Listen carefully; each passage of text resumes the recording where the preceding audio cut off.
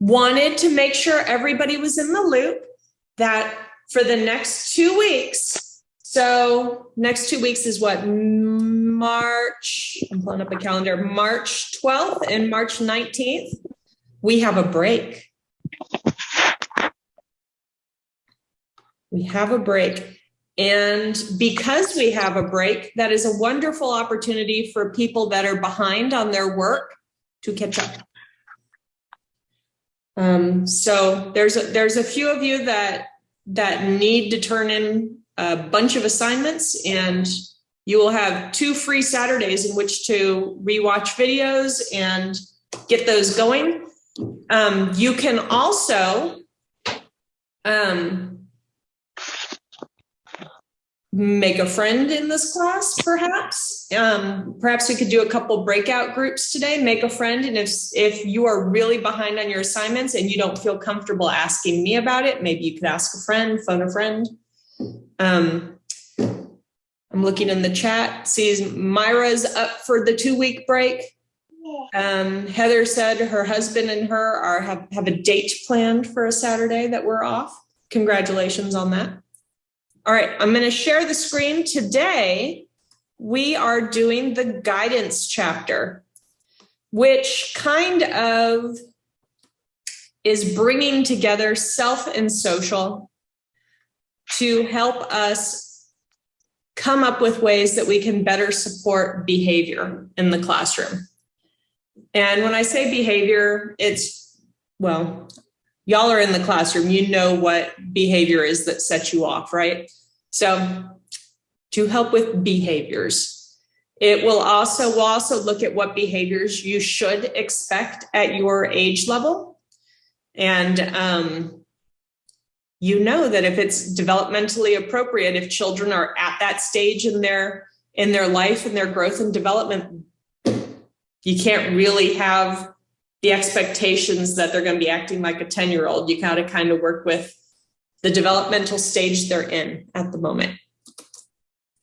All right, so objectives for today. We're going to talk about setting the stage for positive behavior, using positive guidance as a teaching strategy, understanding and addressing challenging behaviors, replacing timeout with time in, stopping bullying behaviors among preschoolers.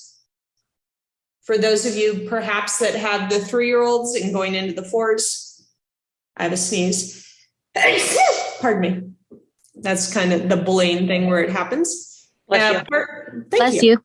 And partnering with families. All right.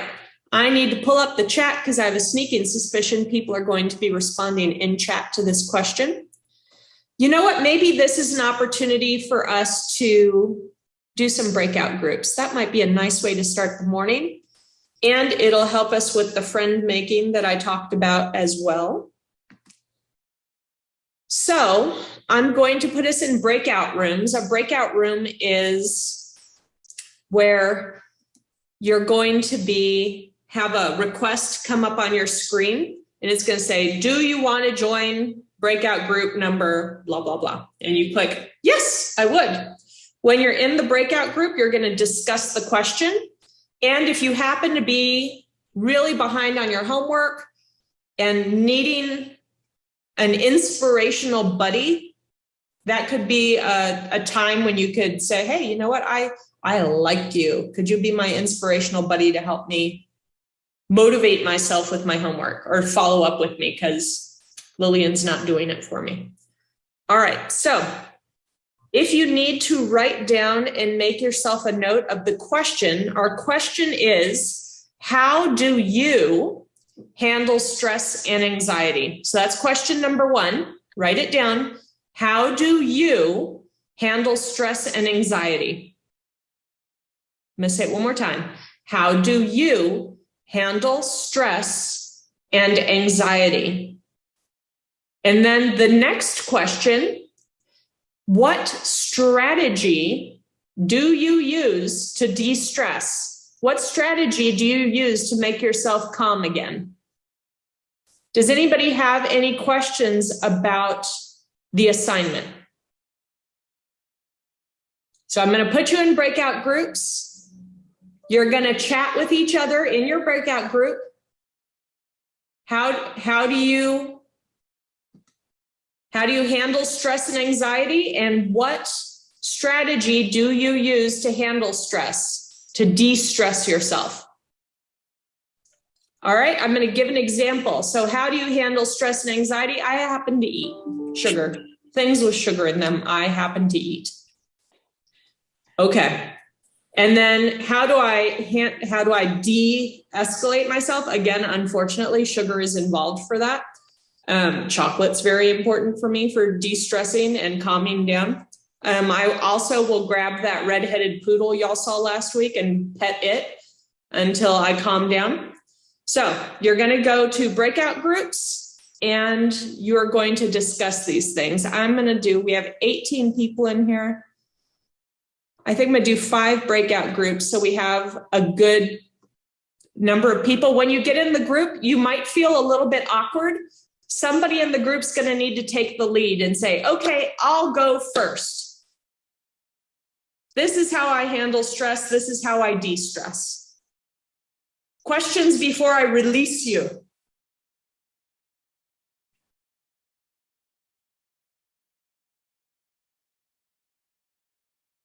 Okay, I'm releasing you to your groups. Have a lovely chat. Okay, I think we have most people back now. Let's talk about it. What kinds of information did you get? How do you handle stress?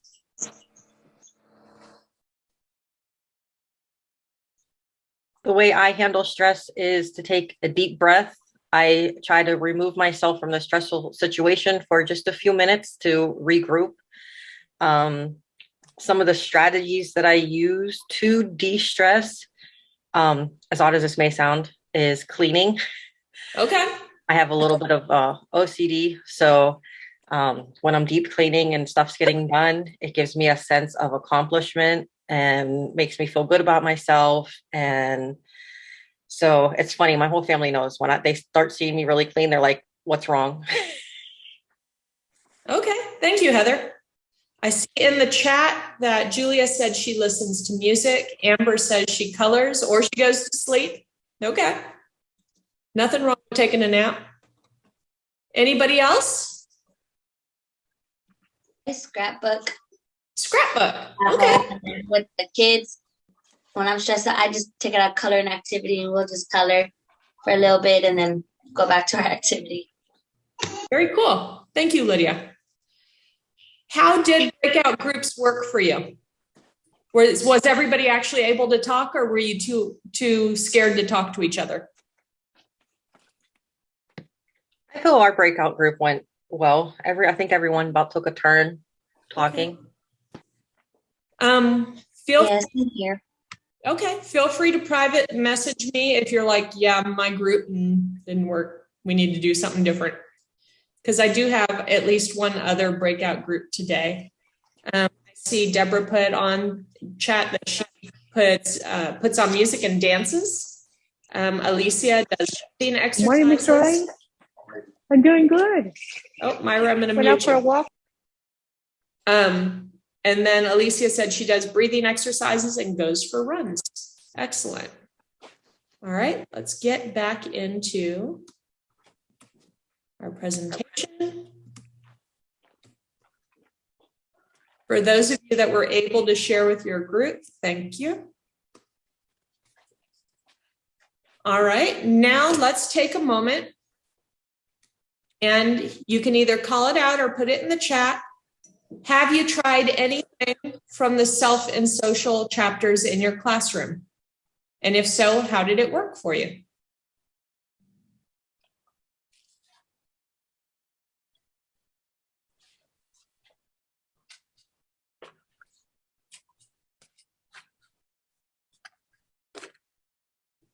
You can put it in the chat or you can call it out.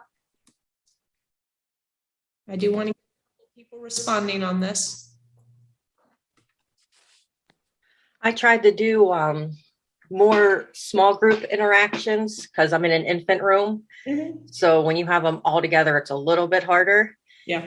So I would try to break out with just a few of them, 2 or 3, and try like a different activity, whether it was like giving them each like a maraca, one of the little pianos, a tambourine, and encouraging them to make noise, and then praising, saying, good job. Like we got a little band going. And I would do that throughout the day with different children in different small groups. So is that different for you, Heather? Is that something that you hadn't been trying previously, or are you just doing it more? Mostly just doing it more. Okay. I know I probably got away from it for a bit.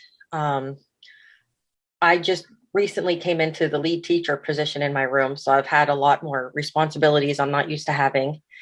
And we've been getting new kids in and transitioning other kids to move up. And it's been Busy a little time. bit, it's been a little bit crazy for me recently.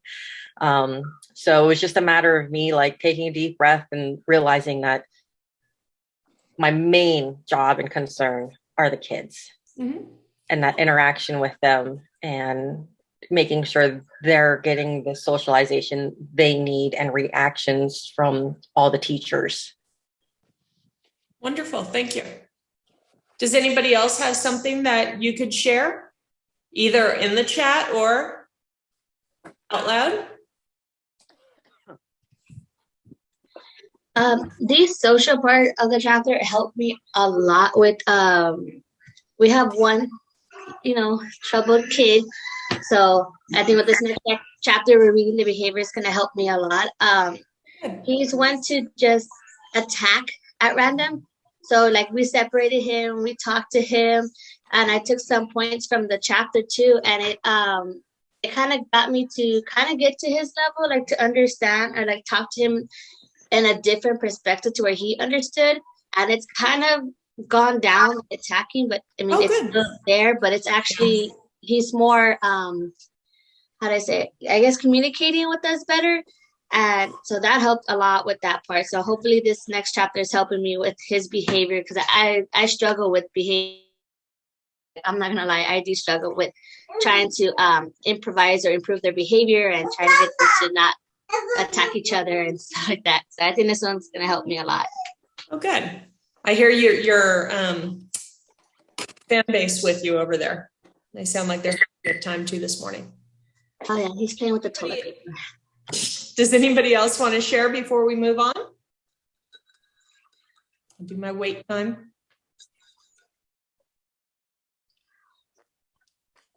Okay. Well, thank you for the couple folks that shared.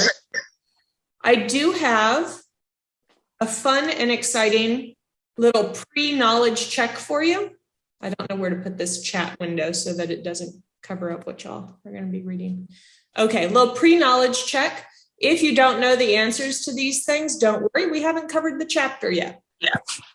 Okay, so don't freak out on me. We're going to do some answering in the chat, please. So here's the question.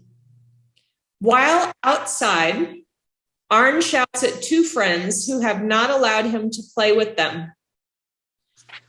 Strategy would be best for Arn's teacher to try. A, point out to Arn that nobody wants to play with somebody that's bad-tempered. B, tell Arn, go play somewhere else. C, suggest to Arn to play with toys that don't require friends. D, suggest a role for Arn that makes the activity more enjoyable for everybody.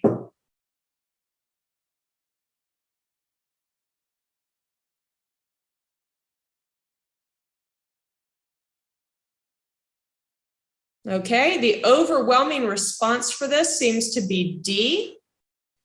I am glad nobody chose C, because that's just sad. C is a sad answer. I'm glad nobody chose that.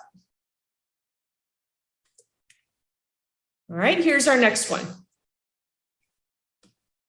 The teacher observes Aaron teasing Sheila over and over again in the sandbox.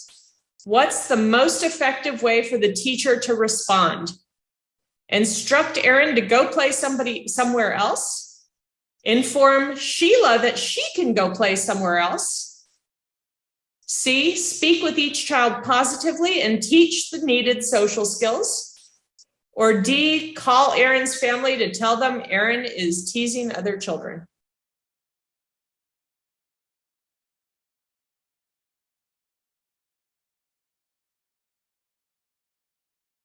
The overwhelming response appears to be C. Let's check and see if you got it right. You do have it right.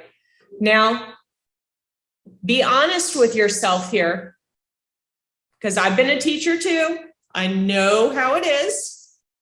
A and B are very attractive options, aren't they? It gets it done. The problem stops. Doesn't really teach the kids anything. It just stops the problem for a little bit. C is the best answer because you're hoping that once you teach those social skills, with practice, the children will actually stop the teasing altogether. All right. Natalie has bitten another child 3 times in the past 2 weeks. To help identify what is causing Natalie to bite other children, what should be your first step? Now, before we even look at the answers, look at the question. This is a long question. When you get a long question, you should always read it 2 times at least to figure out what is it asking. Read it again to yourself and somebody tell me, what exactly is this question asking?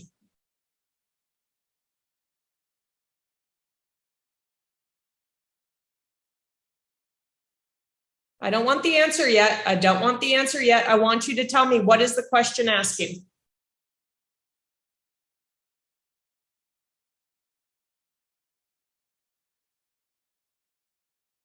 Identify what is causing Natalie to bite. Correct. Okay, this is not asking you what's your first step after the bite happened. It's asking you, what's your first step in figuring out why this kid is biting? Figuring out the actual question will help you with the answer, because a lot of the answers they'll put in here answer different questions. So let's look at A. Send Natalie to play in another room.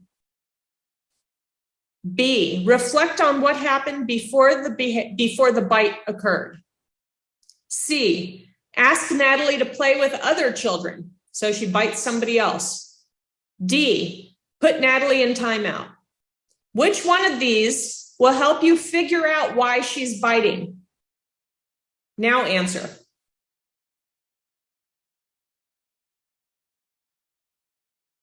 That changed the response. Before I told you to look carefully, we were getting some different responses because like D, that could be like your first step if, you know what, the kid's on the floor crying and bleeding and we need to get Natalie out of the way so we can handle the situation. Just saying, stay there, let me deal with this, is valid. It's not the best response, but it's valid. Send Natalie to play in another room is just the same as D. It's like a timeout.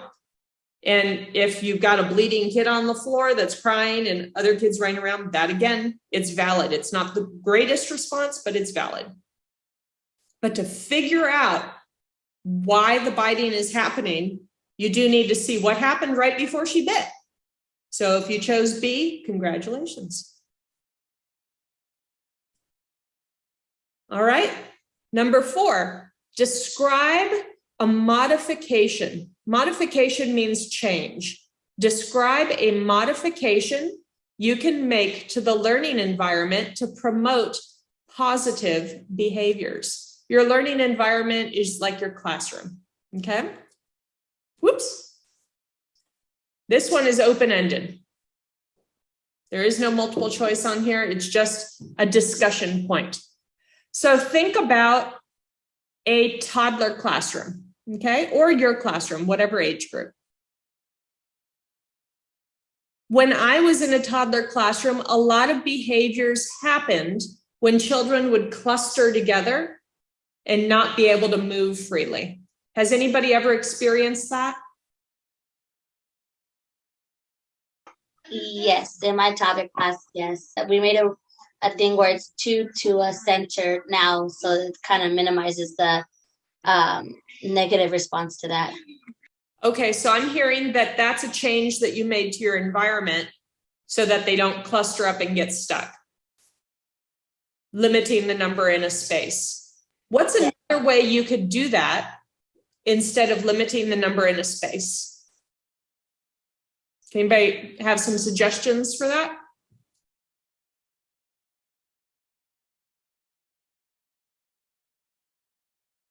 How could you keep kids from clustering up and getting stuck in a spot?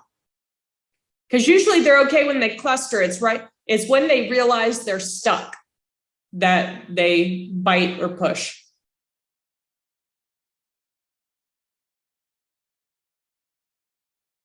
This is me giving wait time. I'd like a response, please.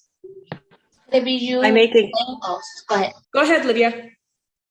Could it be you, like the teacher playing with them, kind of catching it before they get stuck, or like giving them like a gateway for getting unstuck? Like tell them, oh, it's okay. We'll move this way. We'll move that way, or car will move this way, and then for them to like get some breathing room. Okay. So I'm hearing using the teacher as like a moderator. That's totally doable. Heather, did you have something to add to that as well? Yeah, I was just going to say, by making sure you have multiples of the same toy, Okay. that are favorites, that they can move with them to different play centers and say, so if there's too many in one spot and they're playing the same thing, maybe you can grab one and the toy. So you're not just taking them away from what they're doing, so they feel like they're being punished. You're just going to move them with what they're playing with. Okay. And show them that they can still play with it, not all clustered. Okay. So if something's really popular, you might, spread it out a bit in the room or have a way for them to get it and move somewhere. I would also posit or say that an option is to make sure you have 2 ways to move in and out of an area. So instead of just having, like, this is your area, right? This is your home area, your dramatic play. Instead of just having one opening and then like shelves and wall all the way around, if you have one small opening, it's hard for the kid back here to get out, right? They cluster up and they lash out. What if you had another opening like over here and had 2 ways to get in and out? Could that make a difference too?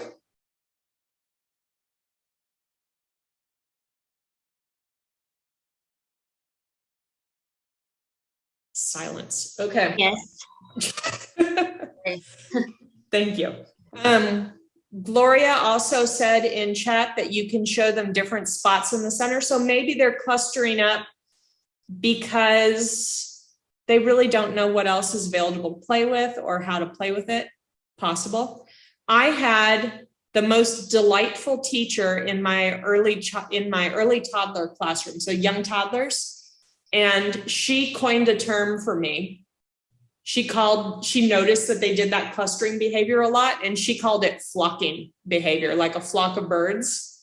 So if somebody finds something interesting, everybody just flocks over to it to see what's going on. So it's hard to stop them from clustering together. It seems to be a developmental thing at that age group. All right. Especially when there's a new student. And let's find out everything we can about this person. They're exciting. All right, thank you. All right, for the most part, how do you feel about these questions? Do you feel fairly confident with them? Does this kind of format of question make sense to you? Do you understand how to figure out what the question's asking? Yes. Okay.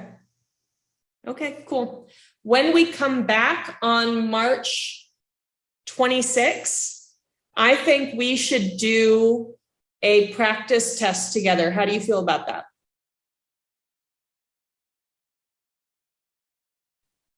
That'll be on all chapters or just this chapter? I think let's just have a whack at it. That sounds awesome. We'll do it together. I think the biggest thing for us is making sure we read the question and understand what they're asking, because you all know how to work with children. It's going to be remembering your skills from high school on how to read a question and figure out what they're asking, I think is going to be the key to it for us. All right, so let's get into the pathways for social emotional development. We have 3 parts to this. We have behavioral control, emotional control, and control of attention.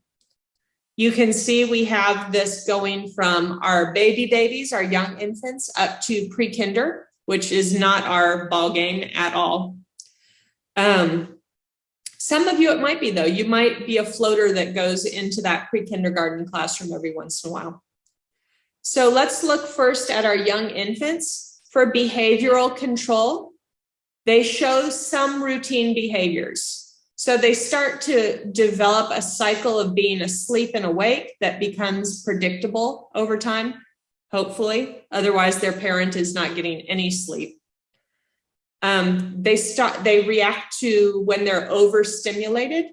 Can anybody give me an example of what overstimulation might look like for a young infant? What might overstimulate a young infant? Too many people. Okay. And has anybody ever been in a situation, it's probably in your family life, where there's a new baby that's joined the family and everybody wants to play past the baby? That happened to my son. It's my favorite game to play when there's a new baby in the family. Past the baby, everybody wants a chance to form that connection. And unfortunately, we know infants aren't going to form a connection in under 5 minutes. It's just not something that happens.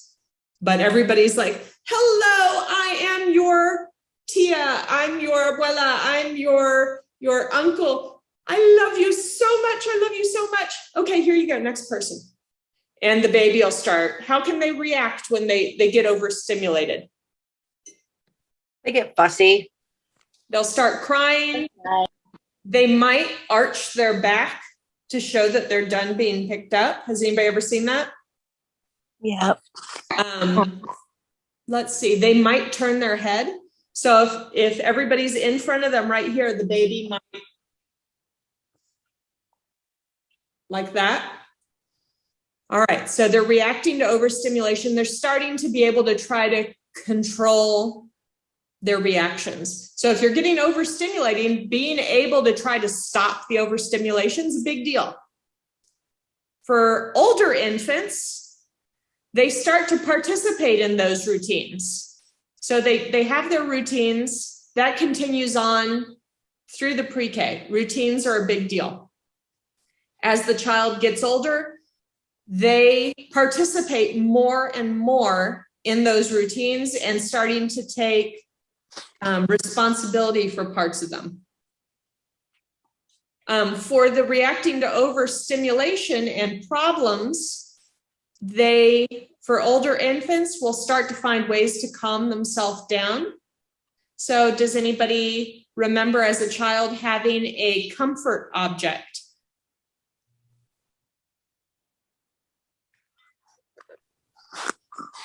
Did anybody have a comfort object as a child? Has your family told you, oh, we couldn't get that away from you when you were little? You took it everywhere.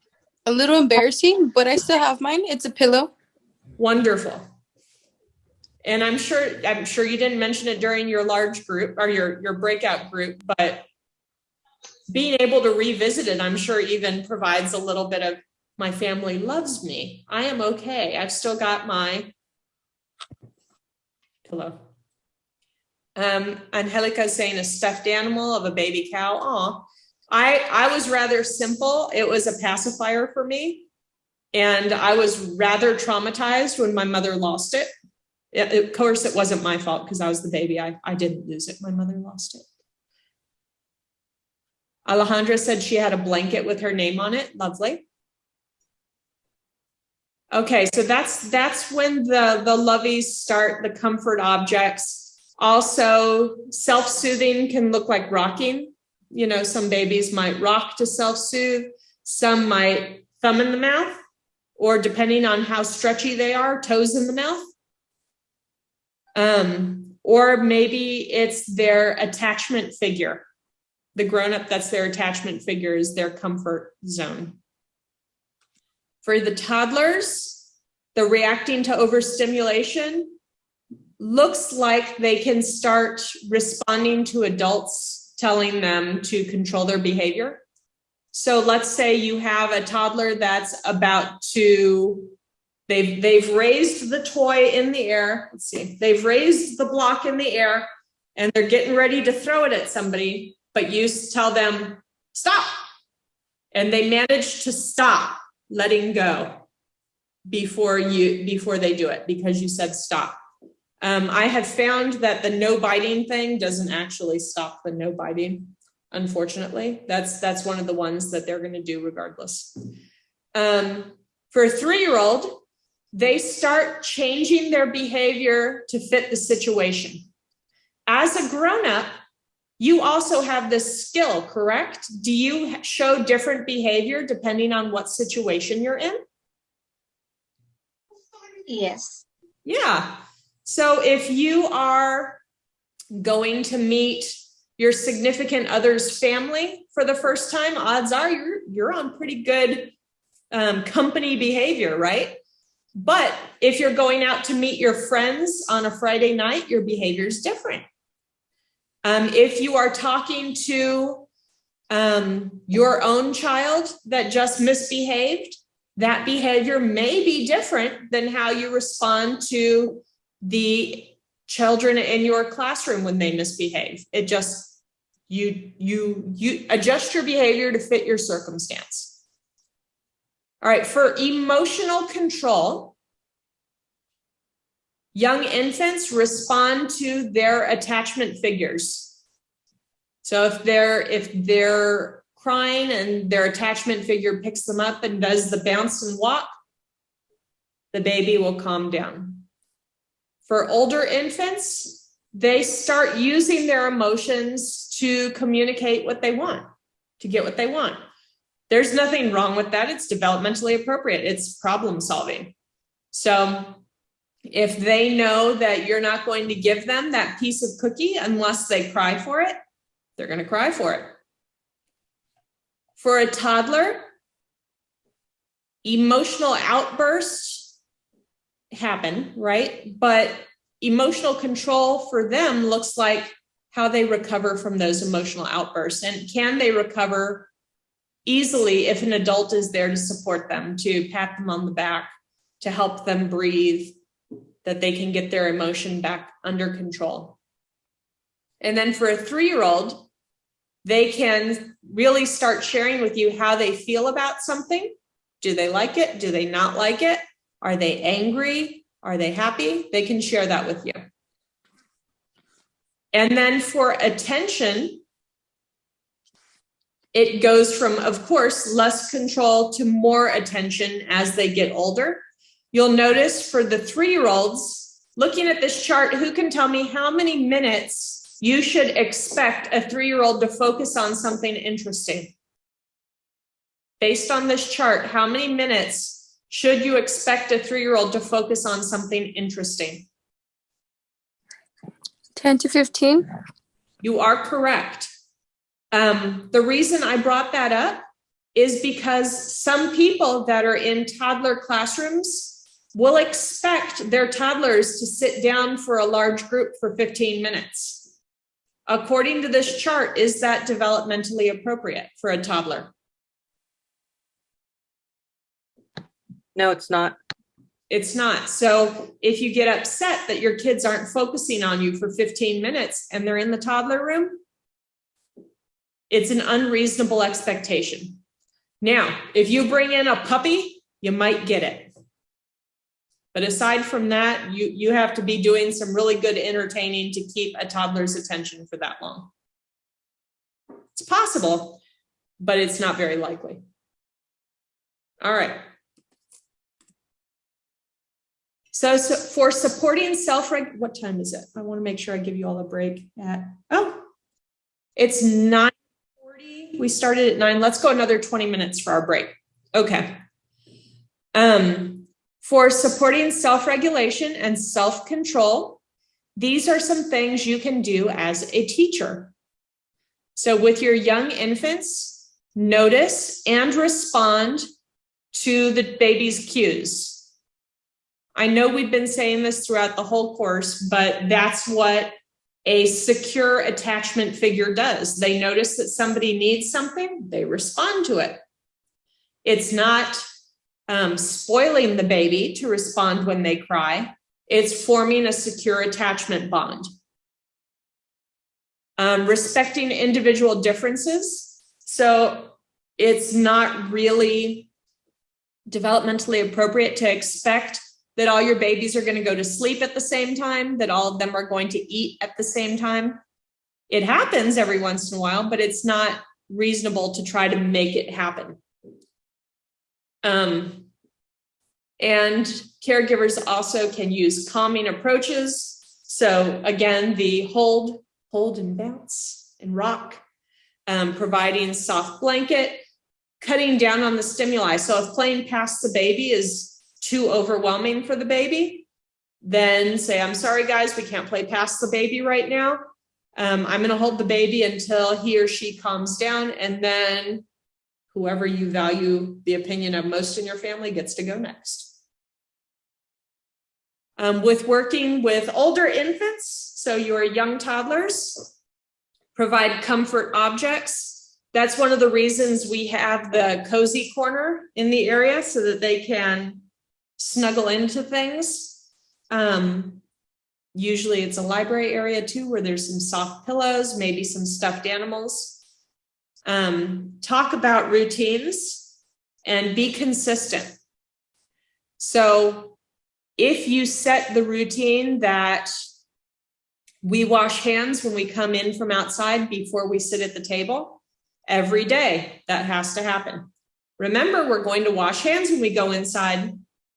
Remember, we're washing hands. Oh, we're coming through the door. It's time to wash hands before we sit at the table. So be consistent.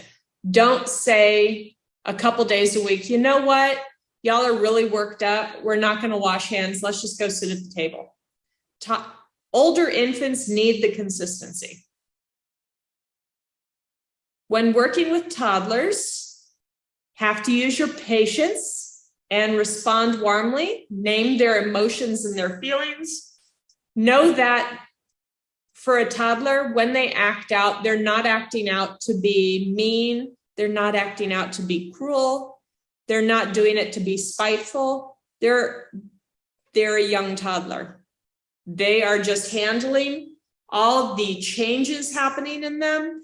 They're handling all the new things that they can do, walking, some talking, being able to have a little bit more control over their own life, and it's overwhelming.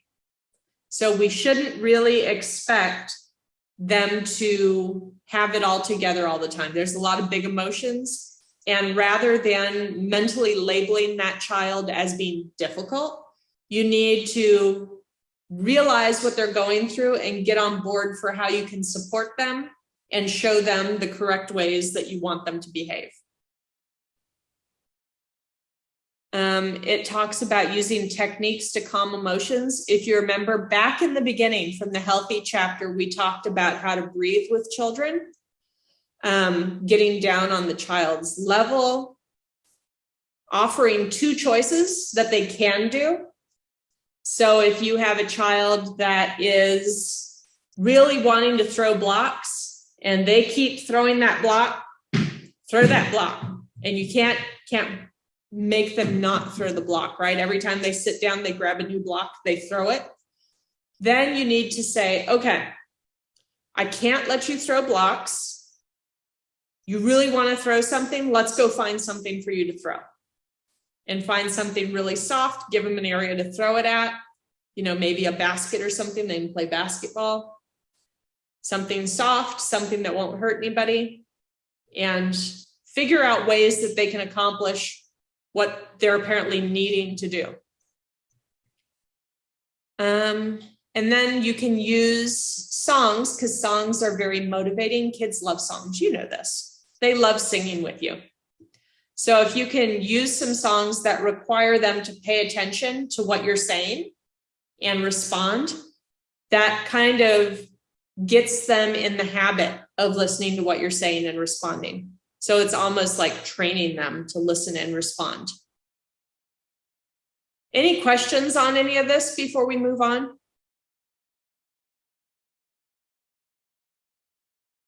Okay. You'll notice in the green on the bottom that it says, share with parents the techniques you're using. So some parents are really open and really want to know, okay, this is my first baby. I'm new to this rodeo. I don't know what I'm doing. I'm flailing around. You can say, oh, this is what we're doing in our classroom. This is how we are forming attachments. These are how we are addressing their needs throughout the day. And that's really supportive for a lot of families. It also, for families that I'm sure a bunch of us can say we were not raised in a very pro-social, calm manner from our families. It culturally might have been different. So sharing with families, hey, this is what we do in our classroom, can provide another idea for them and say, oh, you mean I don't have to, leave them in their crib to cry it out? I could actually do this and form a better attachment. Interesting. So just knowing there's other alternates available can sometimes be enough to make a parent stop and think about how they're teaching at home. Okay, moving on.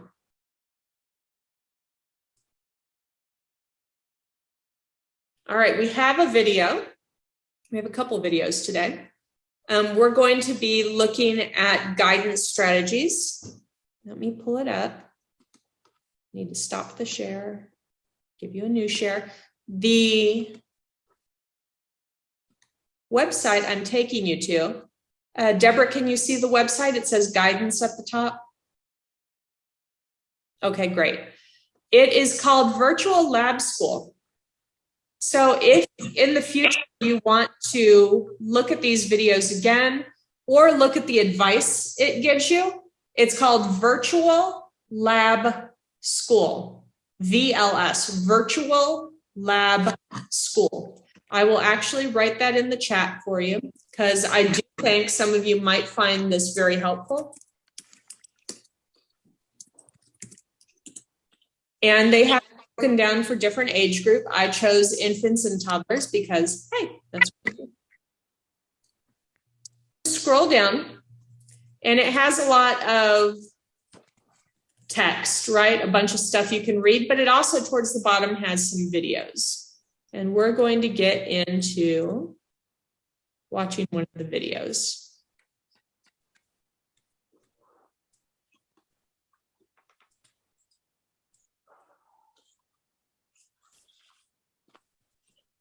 So the videos are the C section, okay? Let me see if I can get this playing. I'm going to play it for a few seconds and stop it, and you're going to let me know if you can hear it and see it, okay? There are many things to consider when Heather? Better. Can you hear me? Yes, now I can hear. Thank you. choosing a guidance approach. Development, temperament, capacities, needs, strengths, and culture are all factors that make each infant and toddler in your care unique. As you recognize the uniqueness of each infant and toddler, you can reflect on how temperament, needs, and strengths influence the guidance you are offering. With responsive care, your approaches can consider these factors and how they affect the quality of a child's relationships, which then influence an infant or toddler's development and behavior.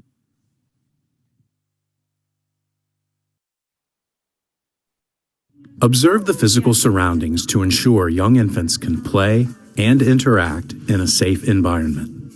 Engage in one-on-one play or conversations, as well as turn-taking games like rolling a ball back and forth or peekaboo.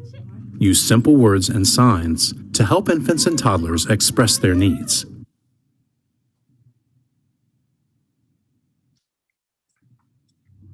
Older infants and toddlers are striving for independence and can have difficulty expressing strong feelings, needs, and desires.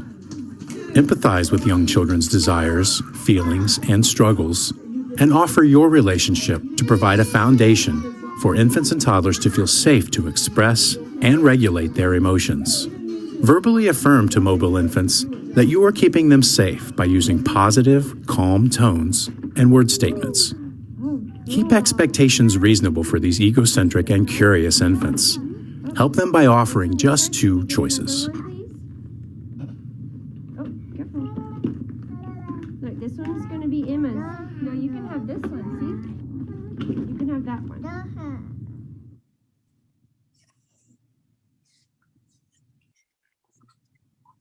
Offer guidance to toddlers with positive wording and language.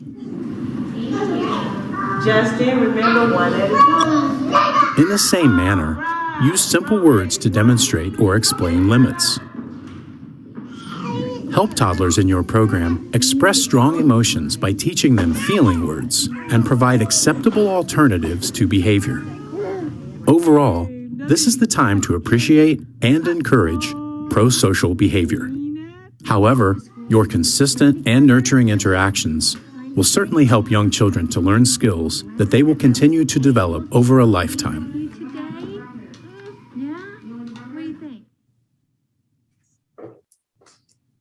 All right. Stop that share. So, did anything jump out at you?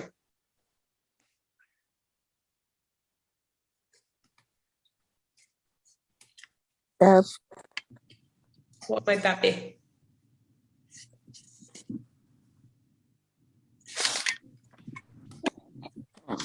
Self-serving. Say again. Letting the kids self-serve themselves. Like she puts it on the spoon, but she lets them grab it themselves and pour it onto their plates. So it gives them that sense of, individual. Mm-hmm. So that would be considered like a family style service for meal. Supposedly, family style is better for social skill development, as you can see, because the kid gets their empowerment that they can serve themselves, but also that they then pass it to the next person, or that they're having that interaction with the caregiver between each one. Did you all notice that they said that toddlers are very egocentric? It's all about them. So you kind of need to understand where they're coming from in that perspective and not expect them to be selfless. It's not reasonable for a toddler.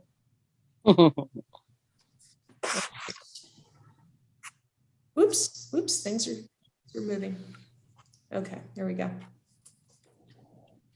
So also for positive behavior, following the adult-child ratios and following licensing group size ratios, those are put in place. Not only are they a legal thing that you have to follow, but they're put in place so that there are less children with one grown-up. And for infants and toddlers, you all know, the more you get that one-on-one time, the better those relationships are formed. Maintain appropriate expectations for each stage of development. Right here, I'm seeing how big that toilet is, and I'm not seeing any steps on it. So I'm thinking that might have been an inappropriate expectation for her to get her bottom all the way up there, but it's a nice picture regardless. Yeah, so you wouldn't anticipate a child really being ready to potty until they start showing an interest in it, I'm indicating to you, oh, I'm wet, I need to be changed. And then usually you start introducing the potty after that.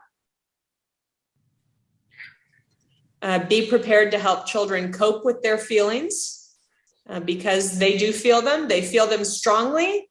And this is the first time they've really been able to physically express their feelings, and they don't know how to moderate it yet. It's the first time they have the opportunity that if somebody annoys them, they could actually run up to that person and hit them. First chance to do that. So you got to learn that that's not an option. This also comes into play with how they see you as the grown-up acting, right? As the grown-up, you're showing them options through your own behavior. So, for example, if you yell across your classroom, "No yelling!" What do you think that actually conveys? That it's okay to yell? Right. It's like, I'm telling you not to yell, but I'm yelling to do it. It's like a toddler hits somebody and then somebody runs up behind them, smacks them on the butt, and an adult smacks them on the butt and says, "No hitting." What? God bless my grandmother. I laughed at her when she was sewing once when she poked herself with a needle, and I got poked with a needle. So, I mean, it's like, whoa, okay. So it doesn't really show you those socially acceptable behaviors. Now, if they see you get frustrated in the classroom, that's okay. They need to know it's okay to be upset. It's okay to be frustrated. It's how you respond to that that's important. So if they see that you're frustrated, it's okay for you to say, "Oh, I'm so frustrated right now. I need to sit down and breathe to calm down." And then you sit your bottom on the floor and just,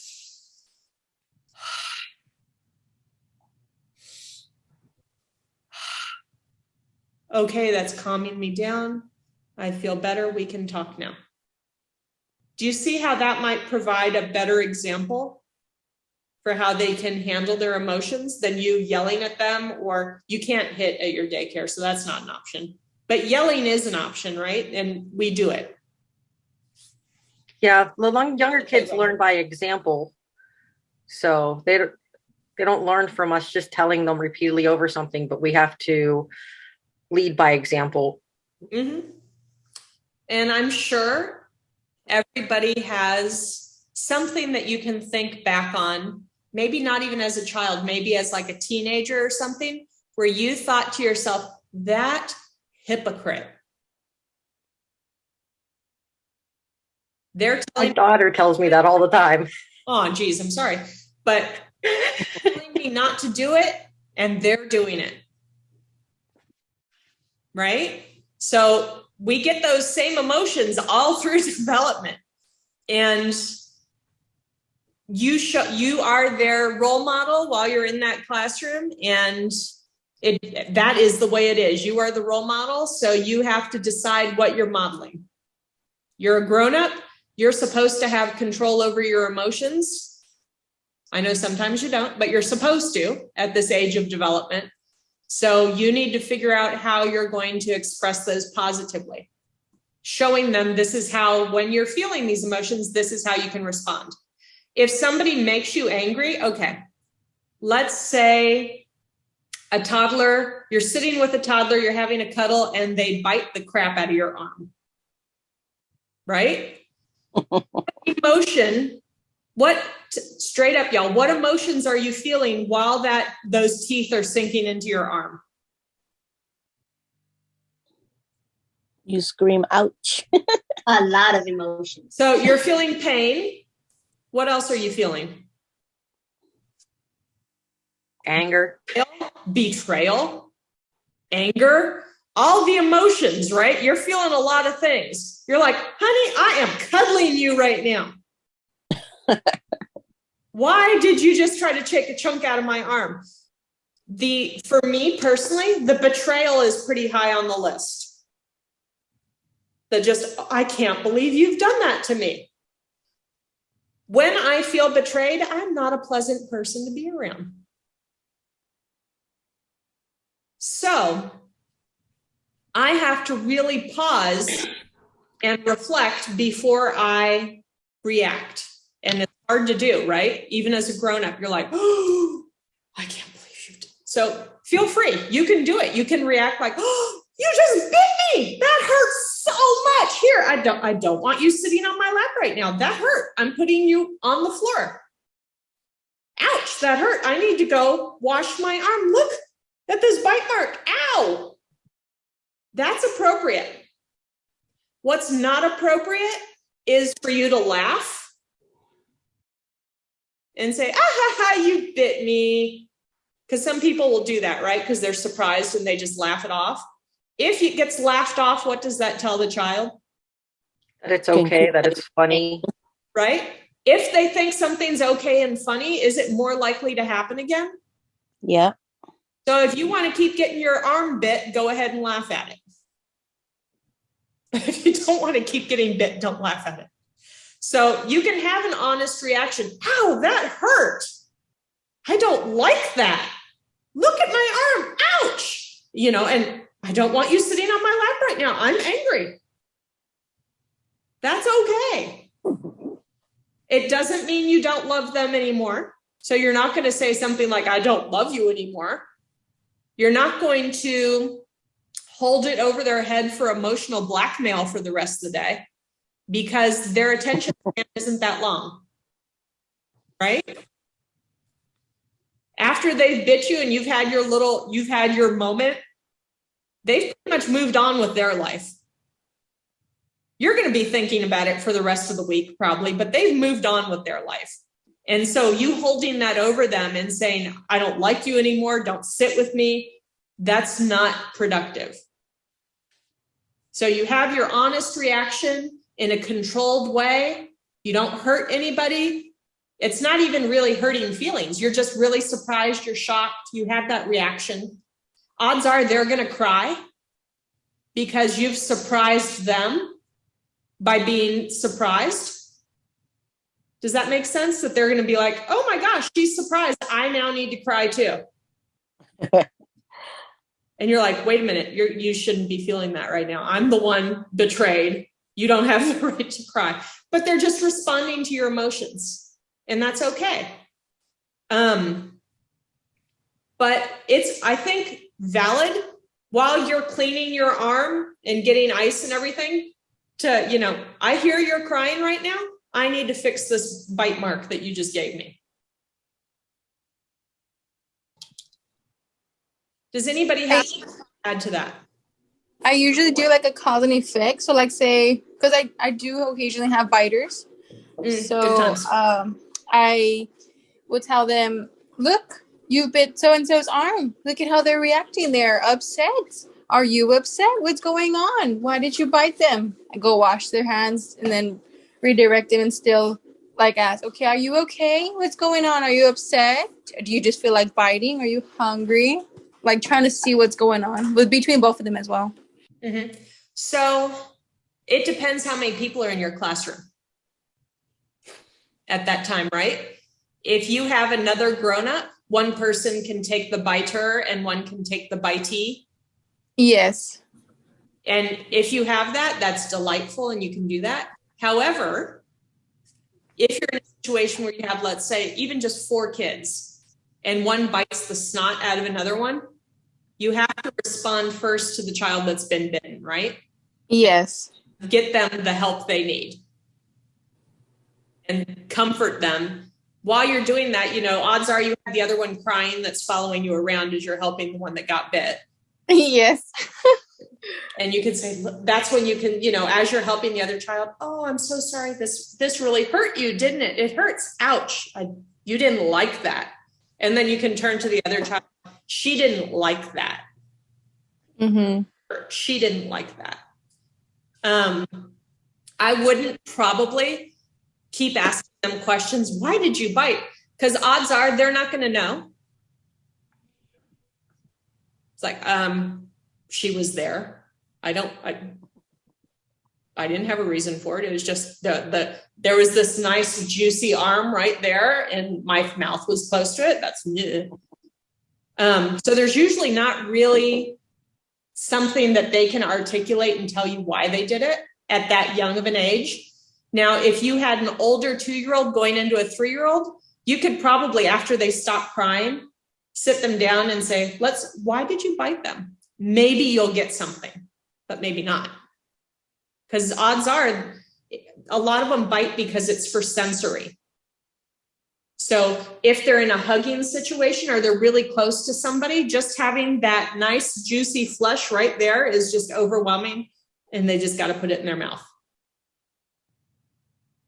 If they're doing it because they've clustered together and they're trying to get away from somebody, that's another reason, right? But it's going to be mostly you just looking at the situation and trying to figure it out, not them telling you, because they're usually not that vocal. You'll have like one little girl that can tell you everything that's going on, but aside from her, you're not going to have a lot of chat about it. But good techniques, all good techniques. Does anybody else have anything they'd like to add for that scenario?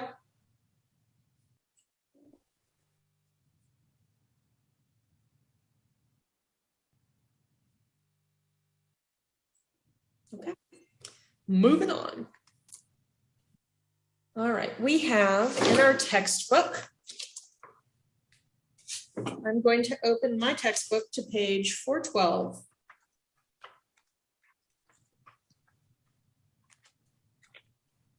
Do. 412 and 413. At the bottom of 412, there is a section that says, should I change my practice? Okay. It's got 1, 2, 3, 4, 5, 6 bullet points. All right. I would like you to read those to yourself. And what time is it now? Let's see. It's 10:09. All right. Let's take, we usually do 5 minutes, I think. Let's take 10 minutes. And I want you to read those few bullet points. Think about your answers because we're going to talk about them. And also go get some new caffeine, go potty. 10:09, 10:10. So let's come back together at 10:20 and discuss our thoughts about these bullet points. I've put it 10:20 in the chat. Do what you need to do, all right? All right, it's 10:20. The question was of attendance. I actually did think of attendance today. Thank you, though, for following up with me. I'd like to discuss these bullet points, then we can do it. But hello, little baby. All right. So hopefully everybody had an opportunity to look at the bullet points. Let's just kind of go one by one and talk them through. If there's anything that jumped out at you personally, if there's any changes you're like, oh, maybe I should consider that, let me know. If not, we'll just go bullet point to bullet point.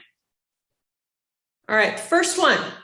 Are there any areas or learning centers that are overcrowded in your classroom? Is anybody having that difficulty right now? Yes. Okay. I had heard one person, I think it was Lydia, that had said that she put something in place to limit the number of children in a center. Again, another idea is to make the centers where they have at least one way in and out. So there's 2 ways so it doesn't get all blocked up. Allowing children to take materials out of one center into another could also help with that. So if you have everybody that goes to the block area, having a bunch of little baskets where they could grab a basket and go walk over to the table or walk to another part of the room with it could help. Does anybody else have anything they'd like to add to bullet point number 1 about centers overcrowding? I do. So usually, like, because in the kitchen we have we have the baby dolls there. So they're like kind of like in the corner because everybody like wants to go to the kitchen, but if they want to grab a baby doll, they can. So like in the middle of the day, we disinfect most of the stuff like on the shelf. So we put the shelves towards the wall so that the kids won't touch them. And so I bring the baby dolls out so that they can see, oh, there's baby dolls there. I could grab one if I want. And does that work for you? Yeah, it definitely works. I usually do it in the middle of the day and then at the end of the day after I disinfect most of the stuff on the shelves. So that way they can see that they have more options other than just the kitchen stuff that's there. All right, thank you very much. All right, anybody else before we go to the next bullet point?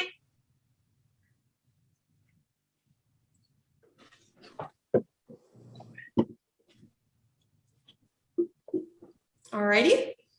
The next one is, do children tend to use only a few toys and materials?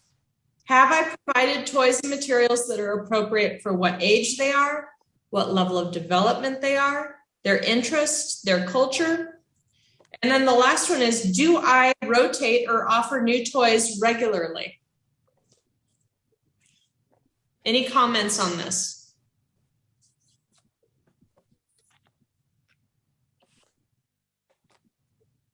I know rotating toys is difficult. Does anybody have a system that they use to add in new toys or rotate out toys that aren't being used as much?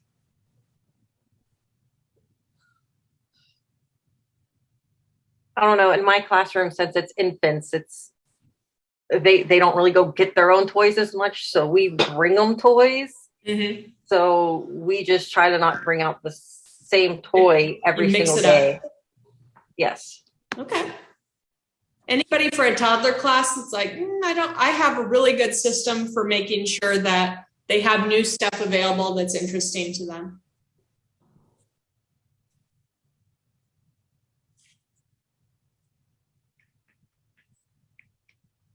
Okay, that may be something to consider then. So if you notice your children have pretty much played with everything and are starting to maybe get destructive with things they used to play with, that may mean they're bored. So usually when you find something new, you're very interested in seeing how it works and what you can do with it. But once it's either beyond your developmental, you have grown beyond it, or you've played with it so much you don't really care anymore, then you start kind of being destructive towards it. If you notice that kind of behavior, you need to figure out ways to take out some of the things that are too easy for them and finding ways to add in interesting things that could be more interesting. And it doesn't have to be expensive. It could be the paper towel rolls and, stuff that was cast off at Goodwill or that you found at a garage sale that you can make sure isn't a choking hazard, that is just interesting to look at and figure out how to use. All right, the next one is, do the children seem distracted or bored during activities? How would you tell if a toddler was distracted or bored? How would you tell a toddler was distracted or bored during an activity? What's your indicator? They weren't participating in the activity, had their head turned, looking at other things. In my class, it's the slouching of the chair and going underneath the table. Nice. They're like, and I'm out. Go down. Start fidgeting around. They might start rolling on the floor. They might get up and walk away. And supposedly, during large groups, we're supposed to allow them to get up and walk away if they're done. So that means you have to make sure you have a very entertaining group time so that they want to stay with you. All right, the next one. Do the children seem overstimulated or overwhelmed by the activity? Has that ever happened to anybody? Have you gotten in the middle of a situation and you're like, woo, that was too much. I should have dialed that back a bit. Am I the only one? No, sometimes when I'm trying to do like an art project, like with my infants, because we're supposed to do them like for holidays, like they're always supposed to have something to like take home with them, project or a gift. And it's hard sometimes. Some of the kids like want to be engaged and other ones like, they're like, nope, I want nothing to do with it. And we're like, Like you have to have some part in it. We're like trying to get them to interact in one way or another because that's supposed to be their art project. But it's very difficult in the toddler, in the infant room, because some of them are engaged, other ones aren't. And then you got to figure out a way to get them engaged so they can have their art project to send home that they actually had a hand in. Yep. So either overstimulated, overwhelmed. Some children don't like, so they like sensory experiences right up until they see that the sensory experience has stuck to them in some fashion. So for example, children are really into painting with their hands until some of them look at their hand and see that the paint is on it. And then all of a sudden, oh, no, I can't have this. I'll react.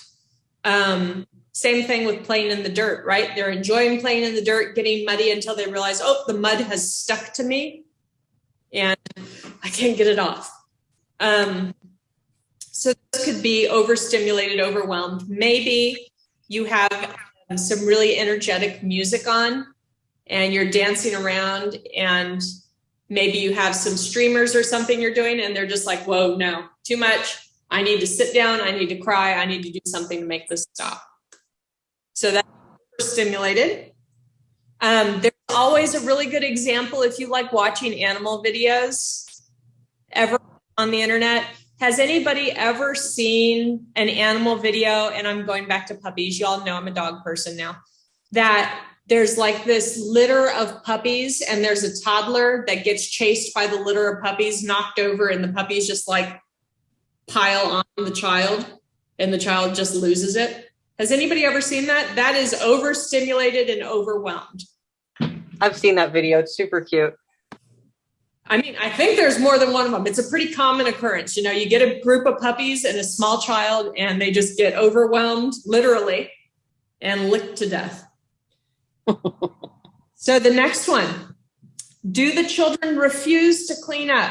Nah, that's never happened to us. Never happened. Would never happen. They always clean up perfectly when we say clean up. No? Okay. So what it wants you to consider is, have they had enough time to play before you even call cleanup? Does your schedule have a big enough chunk of time for them to really get into their play? That would be for you to decide, right? So something to keep in mind, especially for older ones. I'd say this matters most for your 2s and up, because they can actually get into an activity and stay focused on it, maybe start building something or working the sensory table or reading books or something. And you say clean up and they're like, I'm not finished yet. And if you keep getting that, I'm still not finished, I'm not finished yet, maybe you need to examine your schedule and say, well, what would happen if I added 5 more minutes or 10 more minutes to playtime? Would that make a difference? And you could try it. Again, it talks about for cleanup time. Is it obvious to a toddler, not to you, because, grown up, but is it obvious to a toddler where all this stuff is supposed to go? Because if you say clean up, and they think cleanup means, okay, I put it all on the table, I'm good. And the adult walks by and says, no, you didn't do it right. Put it here, put it here, put it here. That's frustrating because the toddler said, dude, I picked it up and you're telling me I did it wrong and you're going to do it your own way after it. So why do I need to pick it up? Right? Think about it as a grown-up. Okay? Think about it as a grown-up. Somebody tells you to do something, you do it, then they come along behind you and redo it. Has that ever happened to you? How did it make you feel? Did it make you feel like next time, yeah, I'm still going to put my best effort into that? No. Like, if you're going to do it again anyway, honey, you can go ahead and do it first. Do it precisely the way you want. I'll be over here.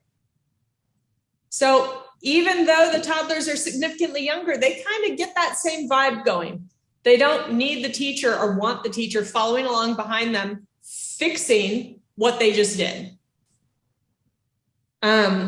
So how can you do it? You can have your shelves clearly labeled, have nice big areas for stuff to go, not just like a little narrow tube that they need to stick things in, but like a basket.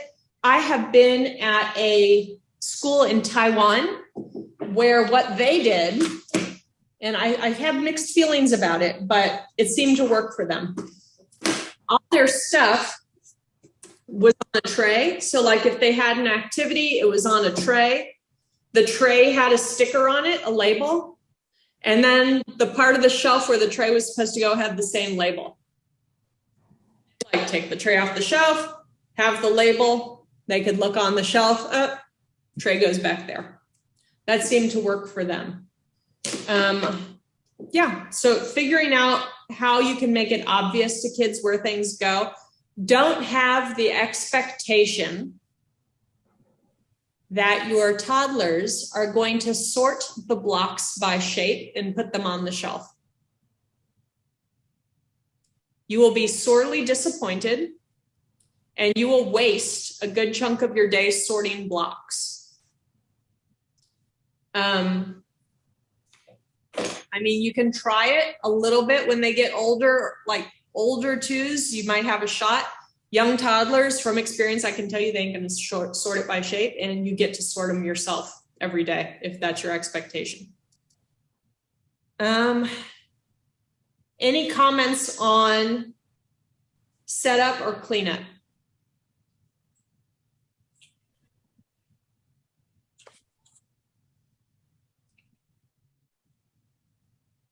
All right.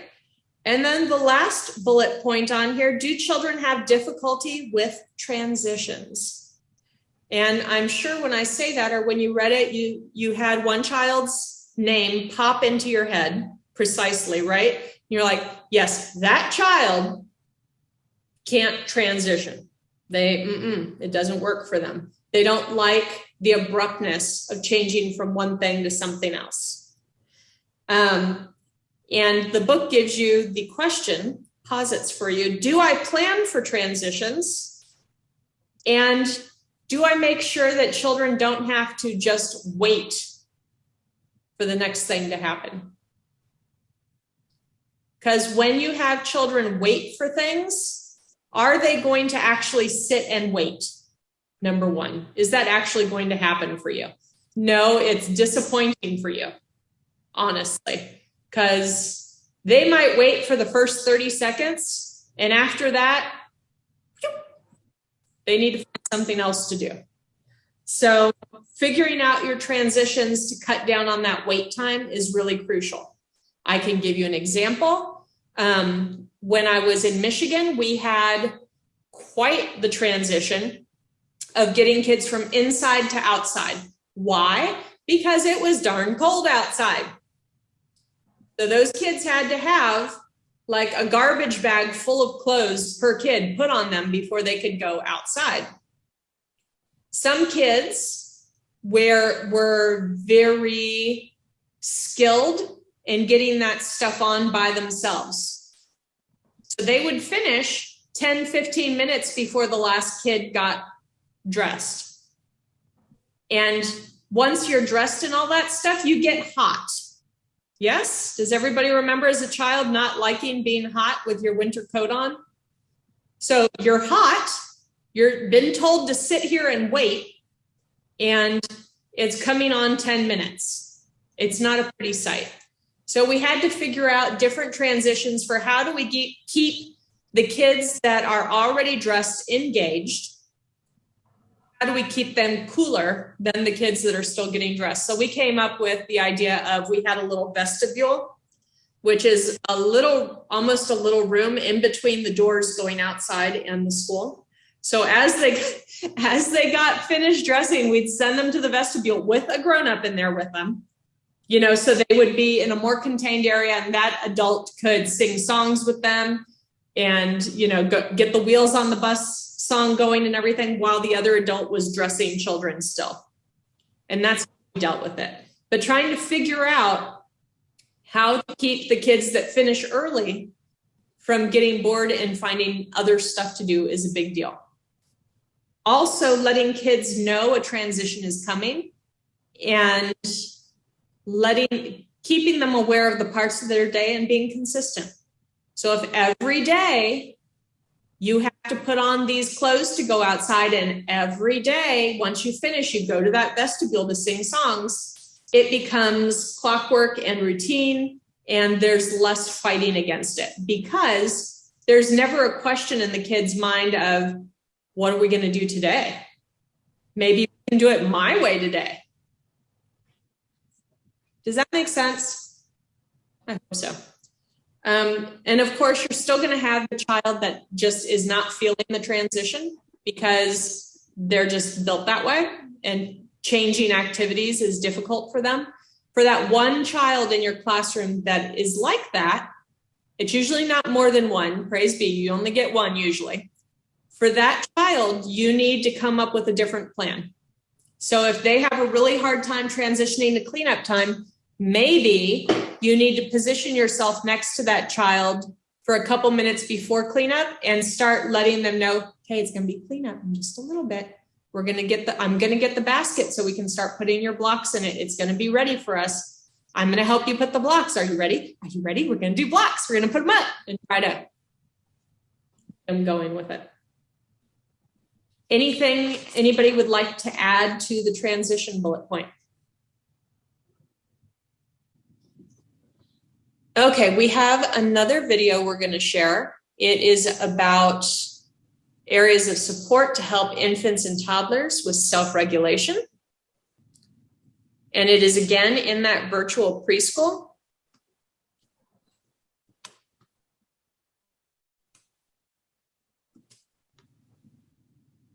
So I'm going to go back to the top here. Okay, so we're looking at guidance, which is number 4.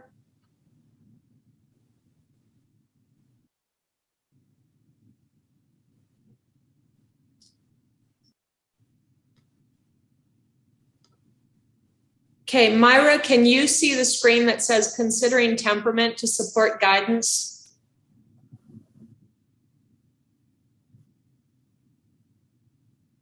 I can. Okay, great.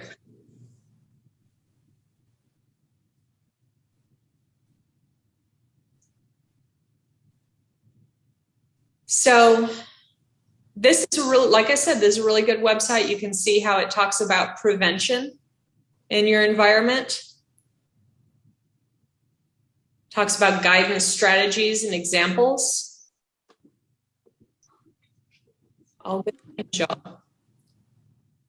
Practical guidance strategies.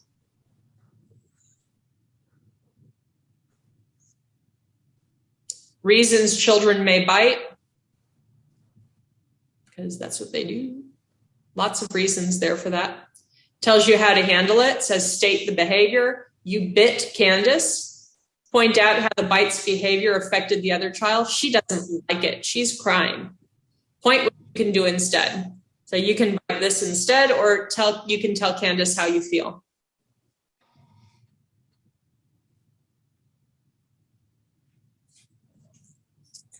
All right, let's look at this. Strategies that support caregivers. Myra, I'm going to ask you to listen, and in a minute, tell me if you can see and hear it, all right? Yes, ma'am.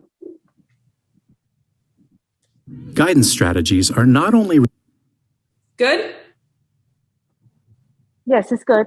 Okay. related to the infants and toddlers in your care, but relate closely to the respect you have for yourself and the work you do. Emotions are contagious, and it is important to recognize when you feel anxious or stressed. Take time to reflect on how you respond to different experiences. Have you established trusting relationships with the infants and toddlers in your classroom? This is foundational for positive guidance and behavior support. Do you help young children learn ways to define and express emotions in healthy ways? You want more? Okay. Recognizing and accepting all emotions can help them feel safe and ready to learn. You bump your head? Did you bump your head? here. Which one is good? How do you provide simple, appropriate, and consistent guidelines in your classroom? These limits are in place to help keep young children safe. Two people paid in for somebody to come down. And now you can go up, okay? In what ways do you give warnings to infants and toddlers to help them know what is coming next? Have a seat. Oh, no, we're leaving that.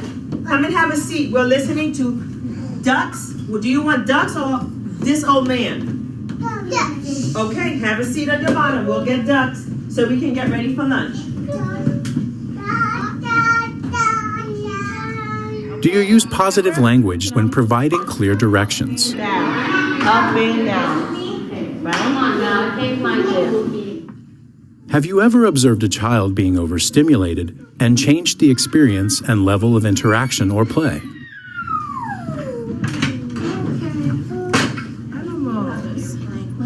See the file. You want to touch?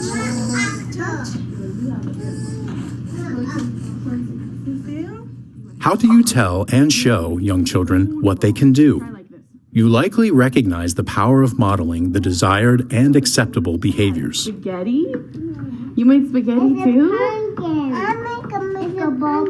You make a ball? Do like Miss Ashley. Can you put it down? How do you make your ball? Or you can make it like this. There's a lot of ways you can make the ball. Each young child's abilities and skills should be considered when choosing a guidance strategy. Feet on the floor, please. It's not safe.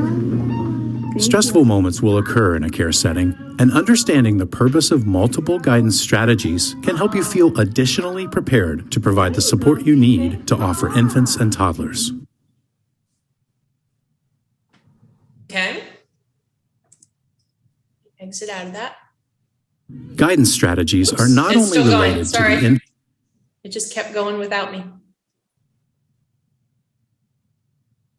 All right, so following this video, it says, of the strategies, to seek to understand and respond consistently to the infant and toddler cues and their needs so that you establish that trusting relationship or that secure attachment.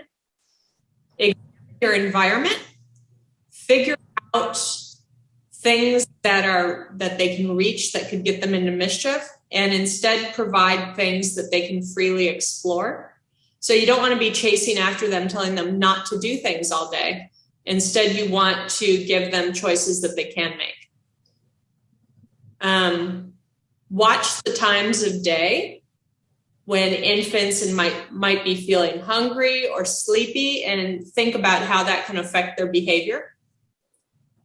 Provide a predictable environment and make your expectations appropriate for their age and developmental level. Redirect children's attention to focus on things that they can safely play and do.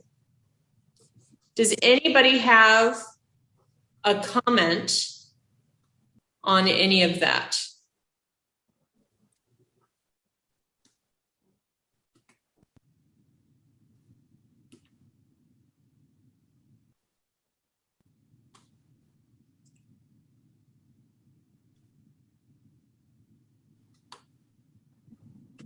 Due to the silence, I'm thinking no. All right. So arranging a space to support infants, providing a separate play area for young infants and mobile infants, or making sure if you have young infants down for tummy time, that the older infants aren't mixing through that area. Why do you think that is? Why would you want to separate the ones that are walking from the ones that are on tummy time? So the ones that are on tummy time don't get trampled on and crawled over and stepped on. And they'll do it, right? It's not because they're trying to hurt the little ones. It's because, oh, there's something to climb over now? Brilliant. I've been wanting to try to do that.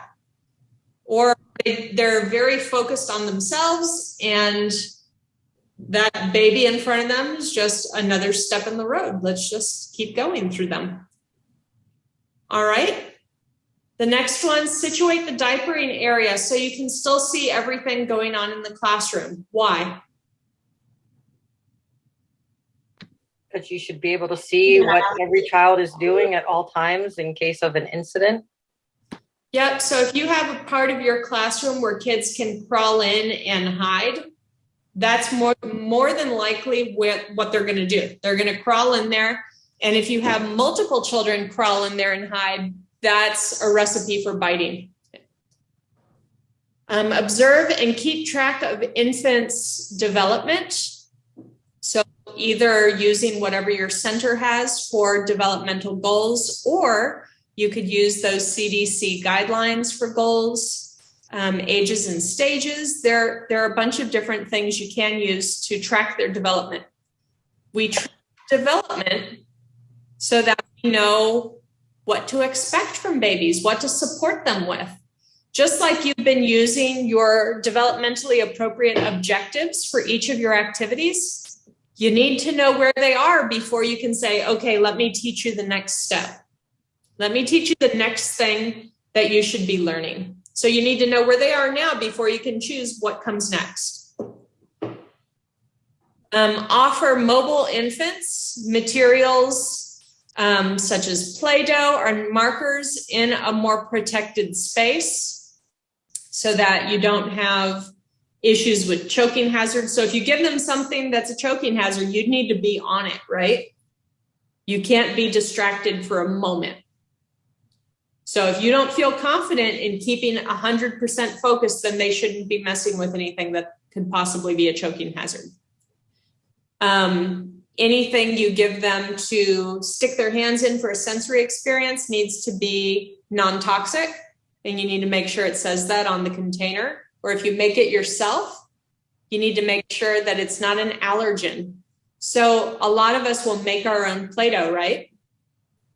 Flour's usually in it. Some children can't have wheat flour or flour with gluten in it. So you need to know the allergies in your classroom to make smart choices for what kinds of things you're putting out for them to explore. All right, for toddlers and preschoolers, you can set up a part of the classroom that fits only one child or fits two children that they can, work, sit and cuddle in usually by themselves without having to worry about somebody else smushing in next to them. You could provide a self-service snack for the afternoon.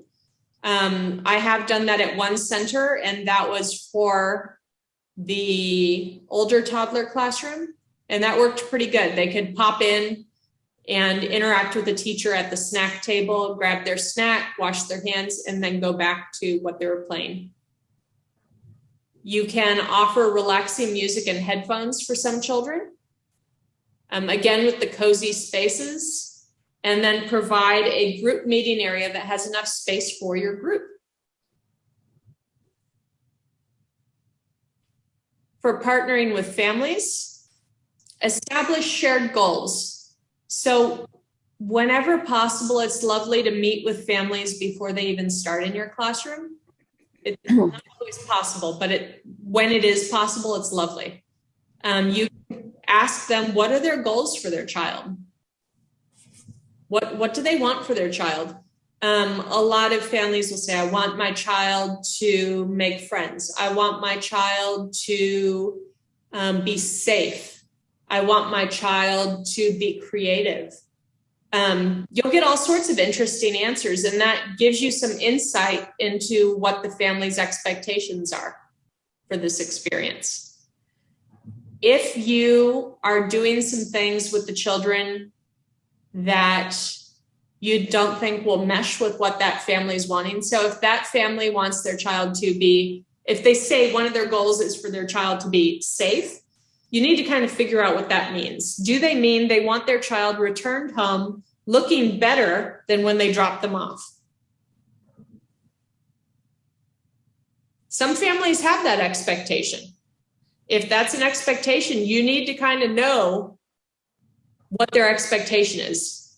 If you don't believe you can meet that expectation, or you have something different going on in your classroom, then you need to share with them up front what that is. So if they have the expectation that you're going to do their child's hair and clean them up and have them sitting, waiting to be picked up, all nicely groomed and ready to go, and your expectation is that you're going to have a lot of fun, messy sensory play, you need to share that up front.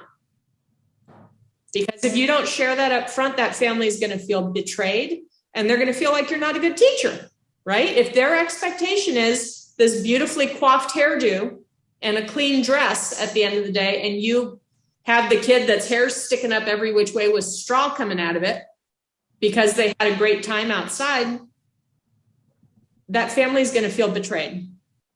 If you are sharing up front, I do messy play with children. It's lovely if you share with the families why.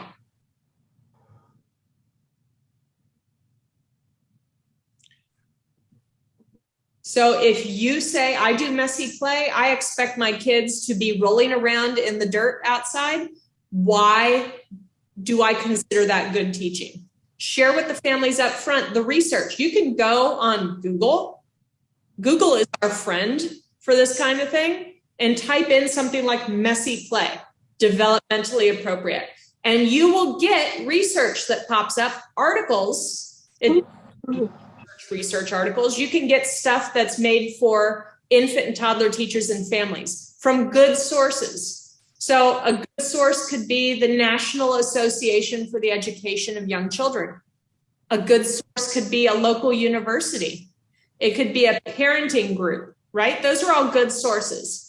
A not good source is Bob's website. Because we don't know anything about Bob. He just created a website one day because he was bored and he put whatever he was thinking and feeling on there, and it doesn't really carry a lot of weight as an expert. So if you're sharing this stuff and saying, this is what I do because I believe it is developmentally appropriate and grows their skills, try to find a website from experts that you can share with families and say, hey, experts say this. It's not just me, experts. And of course, you share it with your director too, right? Because if your director's expectations are different than yours, who's going to win? The director.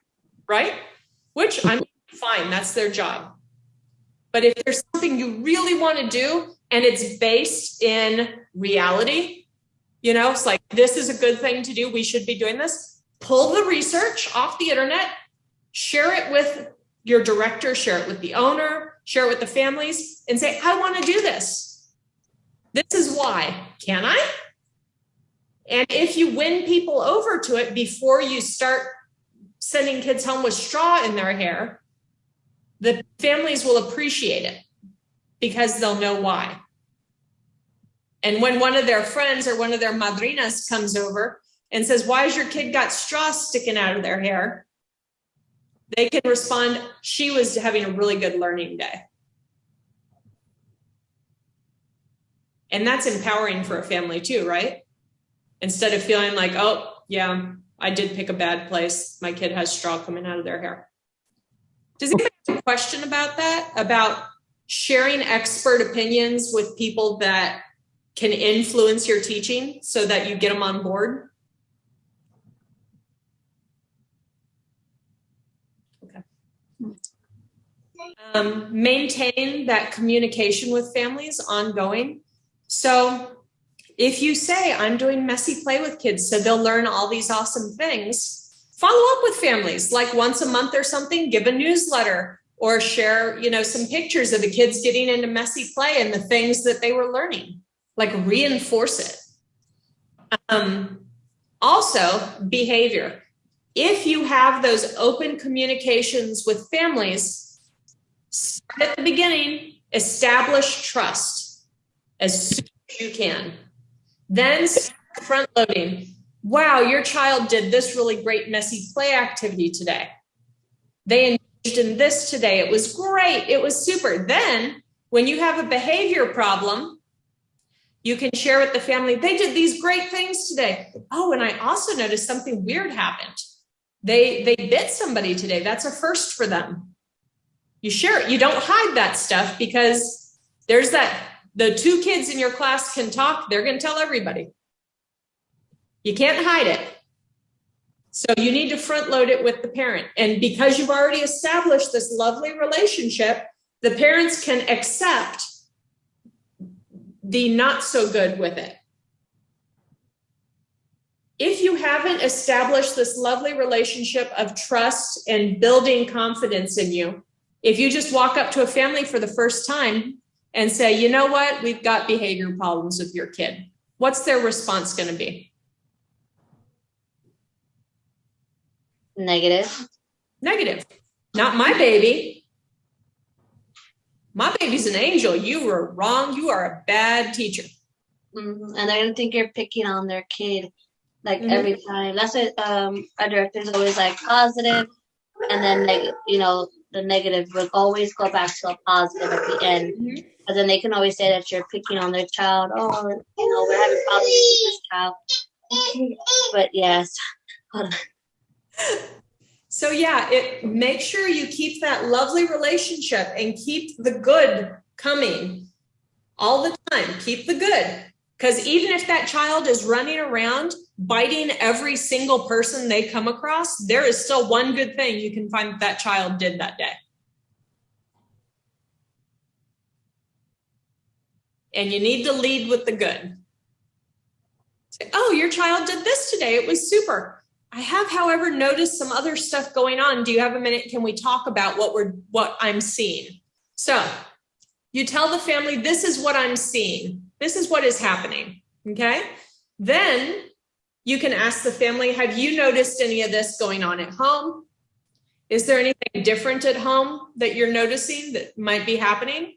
That's where they can share with you. Oh yeah. My kid didn't sleep last night. Oh, okay. Good to know. Thank you for telling me now.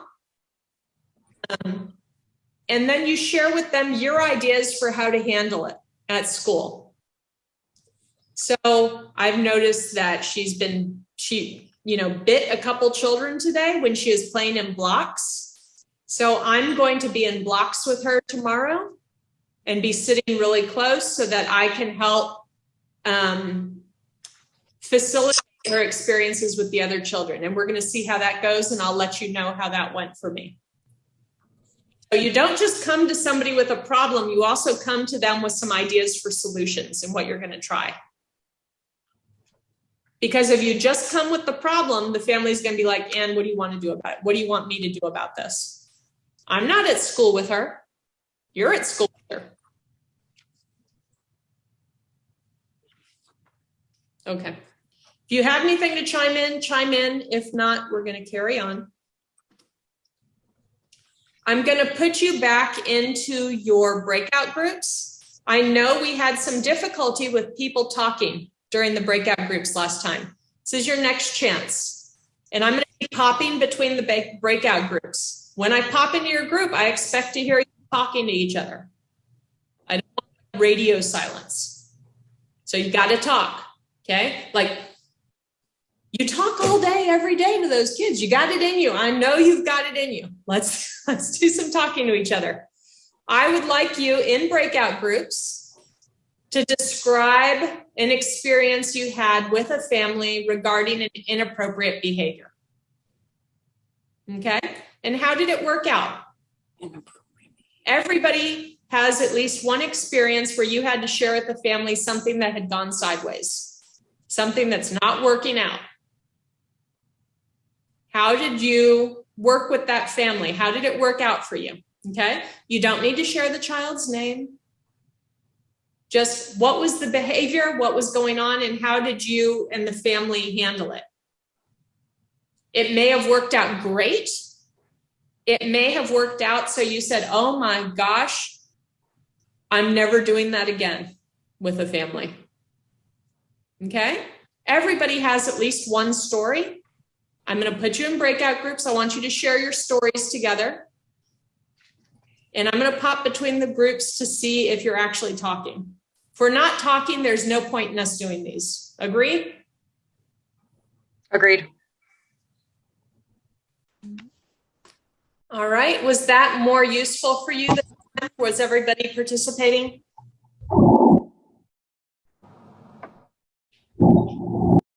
Yes, and I got some ideas to try out with our kids. Good.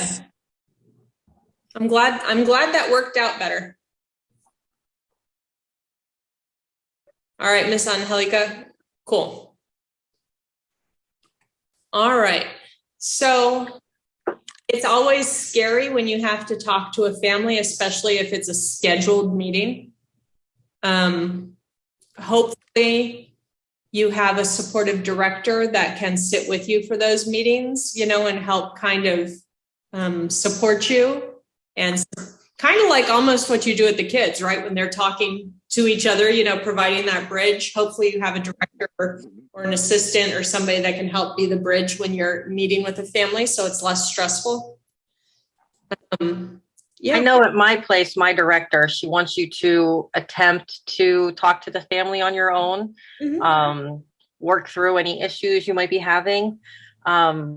She's very supportive. If something's not going well or not working, and I let her know in a heartbeat, she's there ready to help and support me and do what needs to be done. But she does encourage us to resolve and take care of the issues that we have in our classroom first.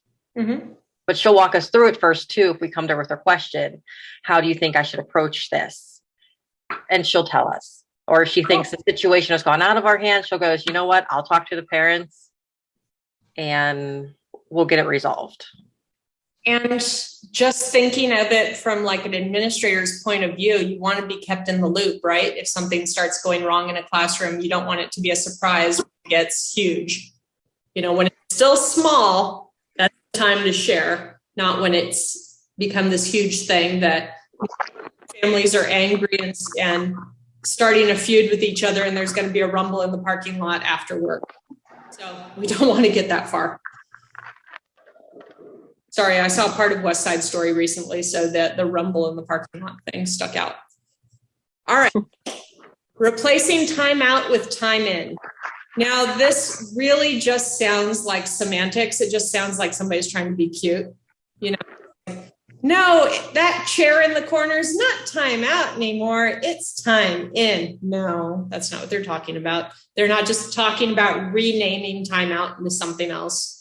They're talking about considering the purpose of timeout. But think about maybe as when you were a child. How about that? That makes it safe. When you were a child, what was the purpose of timeout? If you had timeout as a child, you probably just got your butt spanked. But if you had timeout as a child, what was the purpose of it? To reflect on a behavior or something you did that was incorrect. Okay. Thank you for that insight. Does anybody have a different opinion on what the purpose of timeout was?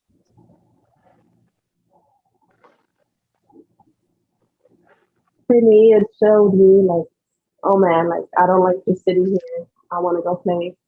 So punishment, perhaps? Is that what you mean by that? It was taking away something you wanted? Yeah. Okay, so punishment. Any other opinions on what timeout meant when you were younger?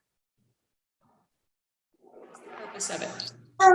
For me, my mom, I feel like now when I do like stress relief things, like I do like breathing exercises, the timeout for her, that's what she would show me. She would see I was either upset or something was going on, and she's like, oh no, we're gonna go to timeout and we're gonna breathe. Okay. And so I would sit there and she'd be having me breathe all these, like breathe like this, and she'd be raising her arm, show me like in and out, and let's breathe through our emotions and it will calm down. So it was lots of breathing. You're like, and now I can breathe really well. I've got my breathing down. Crazy thing is, it actually helped me through my pregnancy too. Oh, so I was like, you've got your breathing exercises coached as a child. That's awesome. Absolutely awesome. Angelica said that she would always hear from her mom, sit and think over what you've done. And then think about how you could have changed it. So that's very similar to what Heather said, to reflect on what you did. Honestly, in my family, it was more of, you have stepped on my last nerve. You're getting into things you don't need to be getting into. Park your butt there, and I will tell you when you can get up. So again, that would have been more like the withholding something I wanted to have free movement. So it was more of a punishment. So timeout, I think traditionally for the teaching profession, and take it with a grain of salt, right? But I think traditionally it was, has anybody watched an old Western movie or an old black and white movie where there were kids in it that went to school? Has anybody ever seen one of those in your life? One of those old black and white movies? What were the punishment for kids? They either got like spanked in front of the classroom, or they had a stool at the front of the classroom with a little hat, right? Or writing lines on a chalkboard. Or writing lines on the chalkboard, or face the corner and put your nose and, Standing in the corner.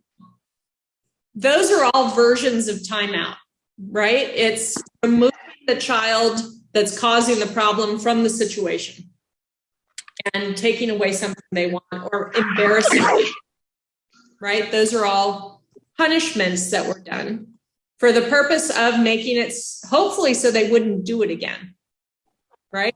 Let's make this as unpleasant as possible so this person won't do it again.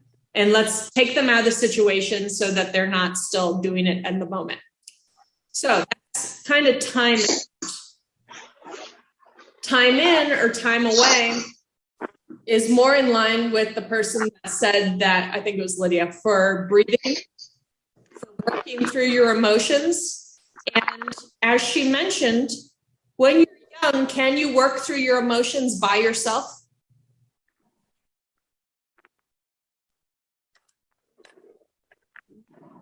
No. So you need to have the adult there helping you work through your emotions. In her example, it was through breathing. I'm a huge proponent of breathing. If that's something that, you can do your controlled breathing, or maybe fish breathing, or whatever it is, right? Something to make it interesting for the children. I also think it's very interesting when teachers can use it as a time to look in the mirror and about what emotions are on the face. Like, you're really upset right now. Let's look in the mirror, look at, what expression your face is making. When you're using timeout as a punishment, does it actually stop the behavior? Has anybody ever been in a classroom where you actually used timeout? And if you did it actually stop the behavior? Did you only ever have to do it once? Usually not, right? It's if, let's say there's a child that's having difficulty with a transition, then every day during that transition, that child's going to be sitting in timeout. They're not learning how to cope with it. You're just removing that problem from the situation, the problem being the kid that's acting up. If you just keep removing the kid from the situation, are they ever going to learn how to deal with the situation? No. That's something to consider. We're supposed to be teaching them, right? We're not just there to manage things. We're there to teach. And that's something to kind of keep in your head. Some days you feel more like a teacher than other days. Some days you're like, you know what? I've got a migraine. We're in management mode today. But most days you need to put on your teacher hat and say, okay, the purpose for me being here is to form these attachments to the children and teach them. So if your goal is to teach the child, do you need to take them out of the situation every time they can't cope with it? No, absolutely not. You got to teach them how to cope with it. Right. So you got to do some heavy thinking. Okay, every day I'm noticing it is acting up during this time. And maybe that means that you have to take some notes. So maybe for each kid, you have a piece of paper or a notebook or something, and you have the kid's name at the top. And every time that child starts to push, maybe that's the behavior you don't like. They're pushing, okay? And you document like 3 days, every time that child pushes. So they pushed at 9:45. Okay. I want you to document who did they push, where were they, and what happened right before then. Can you see how that could be useful information for you? Who are they getting in trouble with? What classroom are they when the trouble's happening? And what happened right before? If you do that, odds are you'll see a pattern. Maybe the pattern is that they're having difficulty just during this time of the day that you're having transitions. Maybe they're having difficulty only when a certain child is next to them playing. Or maybe they're having difficulty only when they're in the block area. So you need to figure out what's going on before you try to fix it. But once you figure out and have some ideas of what could be going on, try to fix it. Now, this is the kicker. If you try to fix a behavior, can you just try one thing one time and fix it? Absolutely not. So let's say, what's a behavior I do that I don't like? There's so many to pick from.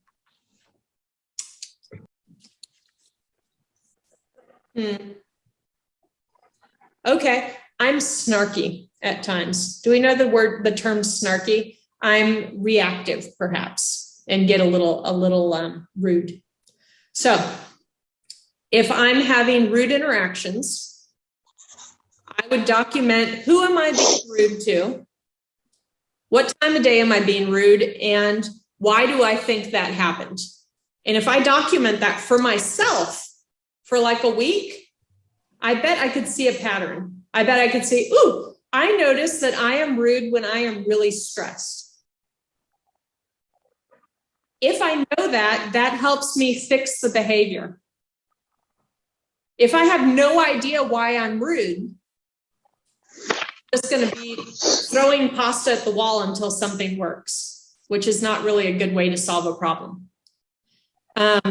So let's say you have a child that's pushing and you're documenting the behavior and you notice the child's pushing at 9:45 every day or pretty close to that time.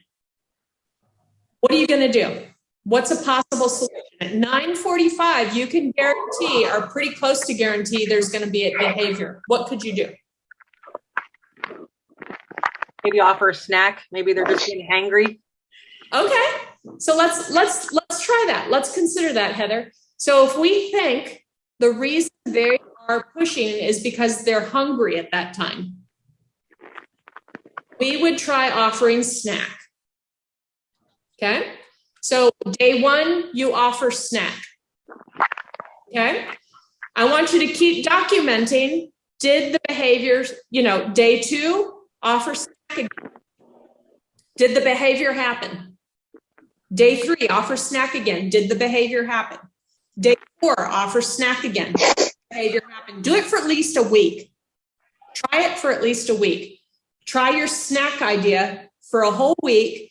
Then look at your chart. Has the behavior gone up, gone down, or stayed the same?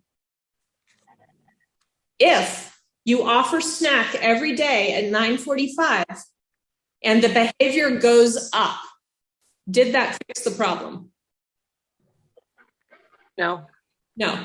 If you offer snack every day at 9:45 and the behavior goes down, has that solved the problem? It may not have solved it, but it's gotten better, right? So better. Maybe you're addressing part of it. Okay, so if you think you're addressing part of it, if you think you've got part of the solution, the next week, are you still going to offer snack? Yes. Because it's part of the solution, right? But you need to keep looking, what else can I do that could solve this? Does that make sense? Is that pretty common logic for us? Try something out, be consistent, and see, does the behavior change? If you just try it for one day and say, oh, that didn't change, I'm going to try something different day 2. Nope, that didn't do anything. I'm going to try something different day 3. Oh, that didn't change anything. That's too much. And you're never going to know how to fix it. You have to be consistent to see if something's making a difference. Questions? I know it's hard. I feel your pain. If you try something, you're like, oh, you know what? It must be the food thing. Let me try giving that kid a snack. It's hard if the first day you don't see a change to say, well, that didn't work. Right? It's hard because you want immediate results. That's the kind of culture we're in, you know? And kids and humans aren't immediate results kinds of things. You have to be consistent, build up the routine, see if it works. Maybe for some kids, 1 week is not long enough to see if something's working. Yeah. Maybe it has to be 2 weeks. Maybe you think, you know what?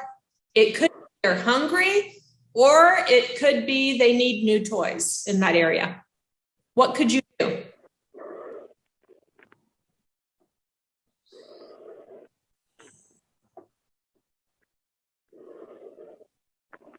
If you think it could be 2 things, 2 possible solutions, what could you do? Do both. Offer a snack first and then add more options in that center, in that play area. Yeah. So there's no rule anywhere written down that says you only get to try one thing at a time. You're consistent and you keep it going. If you need to change 2 things in the classroom for best results, you think, change both things, but be consistent for at least a week and see what's happening. When I say document it, it's really important. Why? Because you are hyper aware of every time, I'm going to say Deborah, because Deborah's name is on my screen right now. You are hyper aware of every time Deborah's pushing now. Hyper aware. So even if Deborah only pushed 1 time during the day, you've built it up so big in your head that it's a huge deal to you. So you need to document it because let's say on day 1, Deborah pushes 5 times. But on day 4, Deborah, holy heck. I don't know whose mic is live, but it's a thing, y'all. You see your mic on making noise, please cut it off. So on day 1, if you have written down that Deborah pushed 5 times and you're trying your 2 methods and you're being consistent, every day you need to document how many times Deborah's hitting or pushing. I'm sorry. Sorry, Deborah, I made you more violent all of a sudden. So let's say day 3, Deborah's only pushed 3 times. That's good information for you to know. Because if you get to the end of the week and you're not documenting it, even if Deborah only pushes once at the end of the week, you think, oh, that didn't work. Because she's still a pusher. Well, and that when you document, it gives you like physical things to refer back to if you need to address the parents or the director or someone else. You can show them, see, I've been documenting. This is what I've been doing. This has been the result, and so on and so forth. And it helps you get other ideas, right? If you need to sit down with another teacher to brainstorm, or you need to sit down with the director or the family, it's lovely to be able to say, you know what? I'm not signaling out Deborah because I don't like her. I'm just documenting every time she's pushing. And how I'm handling it. The mic is still on for somebody. They have a baby. Okay, I'm gonna make the screen big. See who it is and try to mute them. Okay, I think that might have done it. All right, moving on. Okay, and we have the last video for today for supporting infant and toddler regulation. And again, it's from that same website. Let me pull it back up. And go back to the top.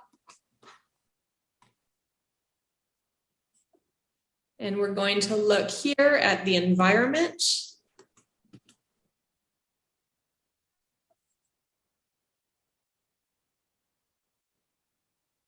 Talks about how to set up your environment for behavior. Oh, that's a lovely classroom family display, isn't it?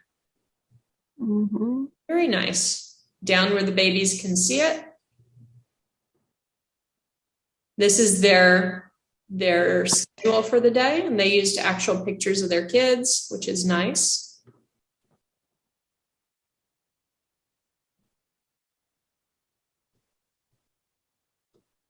All right, here's the video for it. Brandy, no, wait, you didn't have a mic, did you? Lydia, I'm going to start playing it and I'll stop it. And if you can let me know if you can see and hear it, please. Okay. All right, let me try again. Let me know, y'all, if you can't, if it's still muffled. Within your care and early learning environment, infants and toddlers are relying on you to provide Better? Yeah, we can hear it. responsive, consistent schedules and routines which offer emotional security for them. While a goal of having responsive, consistent routines is to offer predictability and a sense of control for young children by knowing what is coming next, changes and transitions can be difficult for some infants and toddlers. During these difficult moments, infants and toddlers may resist, protest, and show high levels of distress.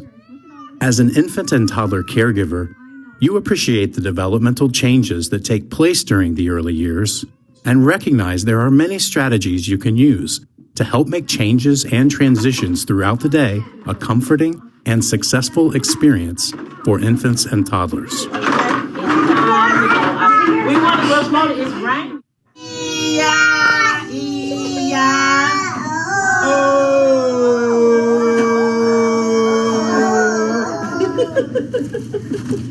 Okay, guess what? We can go make applesauce. You okay? We can go make applesauce in the kitchen, or we can go build a house for our animals. Clean up, everybody, everywhere. Clean up, everybody, do your share. Clean up, thank you, clean up. If you don't have a smock, we need a smock to do water play. We have to wash our hands if we're going to do water play. Wash your hands, wash them nice and clean. Scrub the top, scrub the bottom, fingers in between.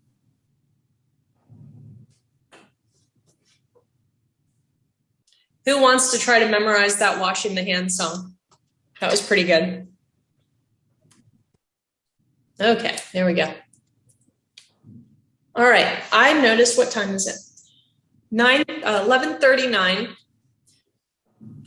I feel like our time would be best spent talking over what is required for homework and helping us figure out what our developmental goals are for this week's activity. I hope that's okay with everybody.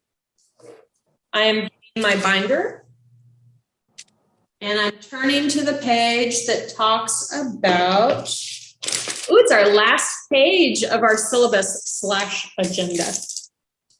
It is the row about guidance. We're on guidance this week. So turn to where it talks about guidance, please.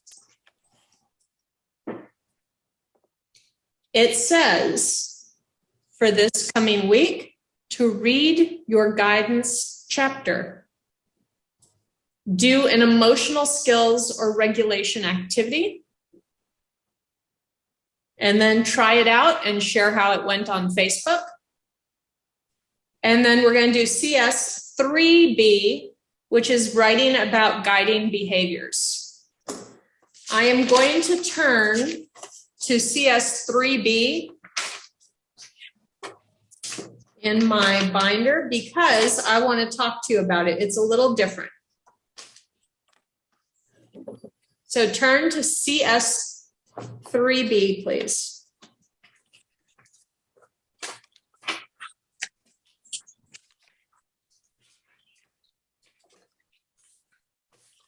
All right, for CS 3B, it's still going to be 2 paragraphs because that's how we roll in this class, 2 paragraphs. All right, the first paragraph is like most of our first paragraphs. It's talking about how you teach guidance or how you help children develop, self-regulation. It's about the chapter guidance. So you're going to be in your first paragraph sharing your 3 bullet points from the guidance chapter and how you do that in your class. Does anybody have a question about the first paragraph? You're going to look at your guidance chapter and choose your 3 bullet points and how you do it in your class. That's pretty much what we've been doing, right? We should feel fairly comfortable with that by now. Now, I want you to make a note to yourself for the second paragraph. Look at the first question in that paragraph. So it says, reflect on your philosophy of guiding young children's positive behavior. The question is how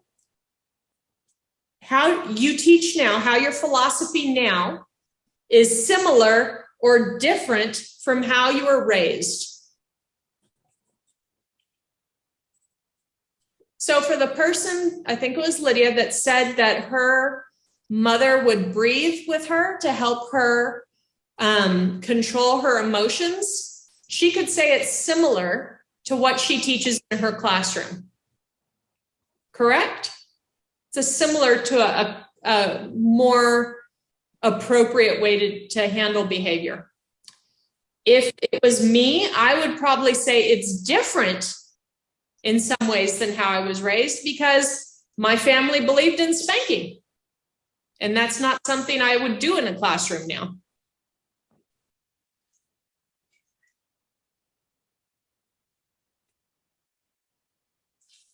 Does that first question make sense?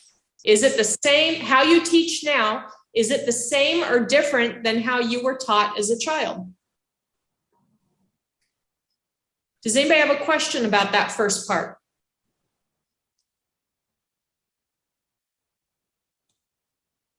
It seems fairly simple. I don't think so. Okay. Are now we let's look at using this bullet points from the book? For the question, how is your professional philosophy similar or different to how you were raised? Yeah. That's coming from you. Okay. So in that first paragraph, you said what your philosophy was. You gave the 3 bullet points already. So you've established what yours is. So now it's comparing it to how you were raised. And if it was the same as how you were raised, you'd say, why? If it's different, you'd say, why? Because if you just say it's the same and put a period, that's not helpful. We need an explanation for things. The second question, so you'll notice it has 2 question marks in that second paragraph. Look at the second question now. How do you constructively deal with challenging behaviors?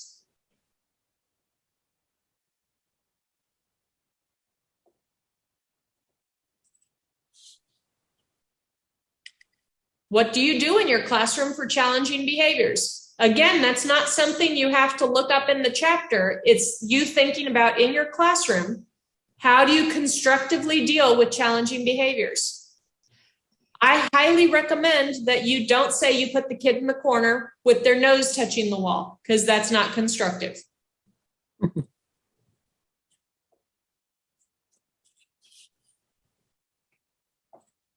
Amber, are you sorted or do you need further information?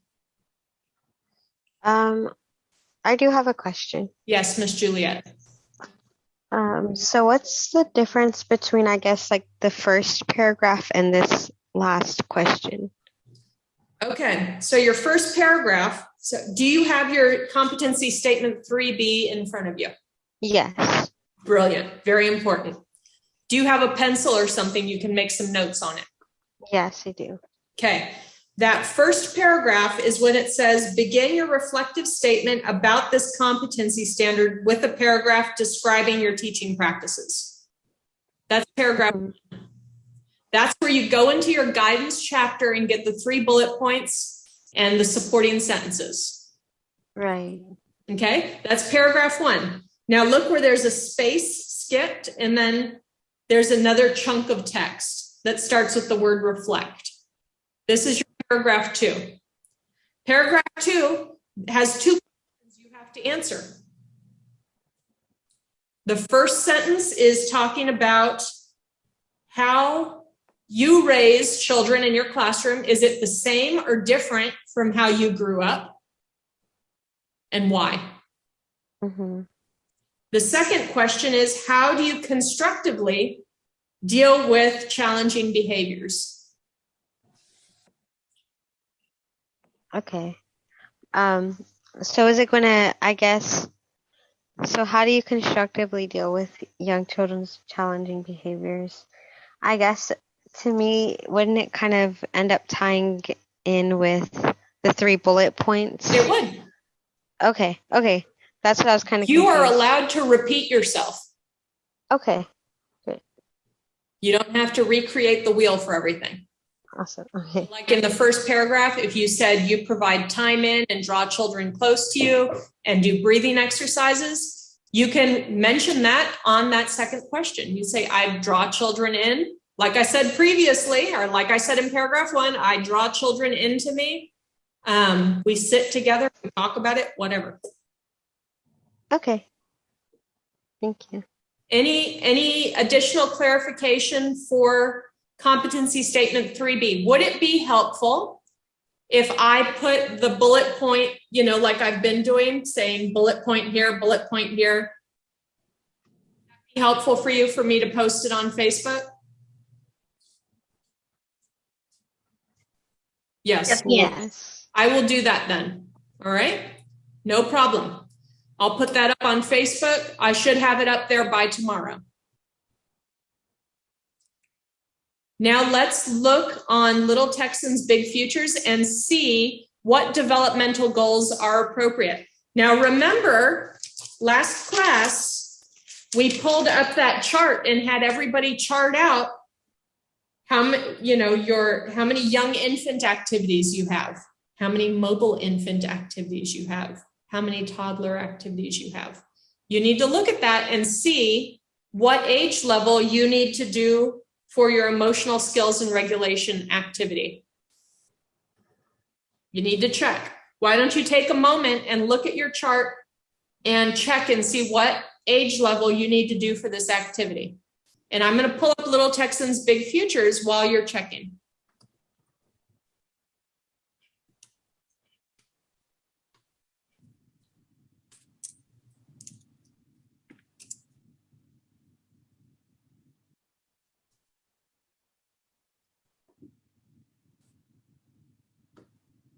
I was really impressed last week in everybody using developmentally appropriate objectives.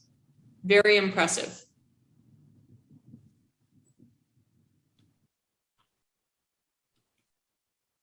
Let's keep that up.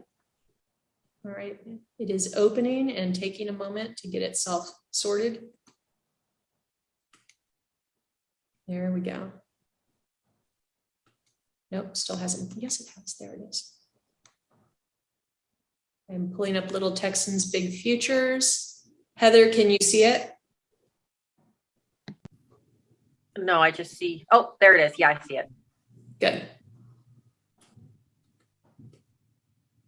I'm going to see what page numbers are appropriate for regulation. Oh, I see that there is a page number for self-regulation. I believe that's where we should be. It says it's on page 41. So let's go look there. I'm gonna make it bigger so y'all can see it.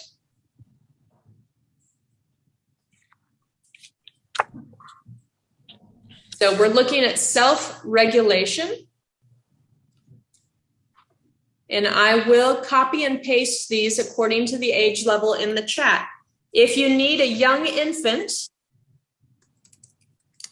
get ready to write. So this is for young infant. So some of these, even though they're developmental, what should be expected, it's not something you want to teach. So this first one says the baby removes themselves from overstimulation. We don't want to overstimulate a baby. So we can't use that.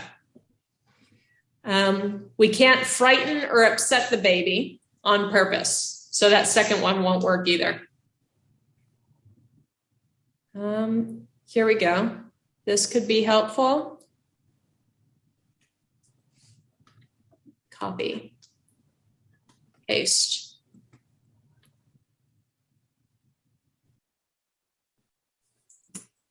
Okay, so for young infants, you can show some routine behaviors such as babbling to themselves, thumb sucking. They can calm when they're held and gently rocked. That would be a low-hanging fruit for somebody to do a lesson on. Having a one-on-one moment with a baby where you calm and walk them. That'd be lovely. I notice on here it says as a caregiver, you can give calming materials such as a soft blanket or a toy. So that could be something you could do for a young infant. Here's another one. Allow infants a few minutes to calm themselves when trying to get to sleep. That could be one you could do. That's all I'm seeing for young infants for self-regulation. There isn't a very high expectation for a young infant to self-regulate. So there's not really a lot we can do there. Now, older infants, mobile infants, we've got some options. I'm going to copy these. Whoops, she said with some confidence. Let me try again.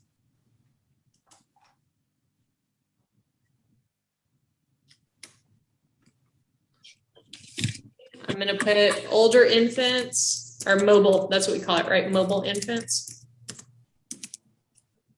in the chat. I'm putting all of it in here. You need to make the decision if it's something that you should be teaching or not. The first one says use a comfort object for security. The next one says look towards familiar caregivers. So that would be more about establishing that bond with the baby and trying to figure out how you could do that. Express their own needs. That would be an interesting one. Why? Because you could do infant sign for that, right? Express their own needs. So what are some infant signs that we currently know that we use? More. More's a low-hanging fruit. That's the fingers tapped together, right? More. All done. Yep. So you could do something like that, teaching baby sign, and maybe you want to learn one or two more that you think would be useful for your classroom. Anticipate and participate in transitions. That could be something as simple as you making sure you mention to the baby what's coming next. Understanding what no means, I honestly don't think you need to teach them that. They figure that out pretty darn quick. We'll let you know over and over. All right, and then for toddlers, if you are one of the lucky ones that still has toddlers available, I think all of us have used our toddlers by now, used our toddler activities. Let me put down toddler here.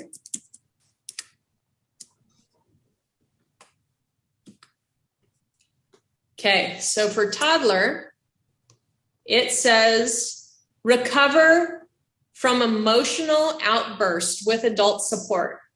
So you could do an activity for that, helping, like Lydia said, helping them breathe or helping them regulate their emotions in some way.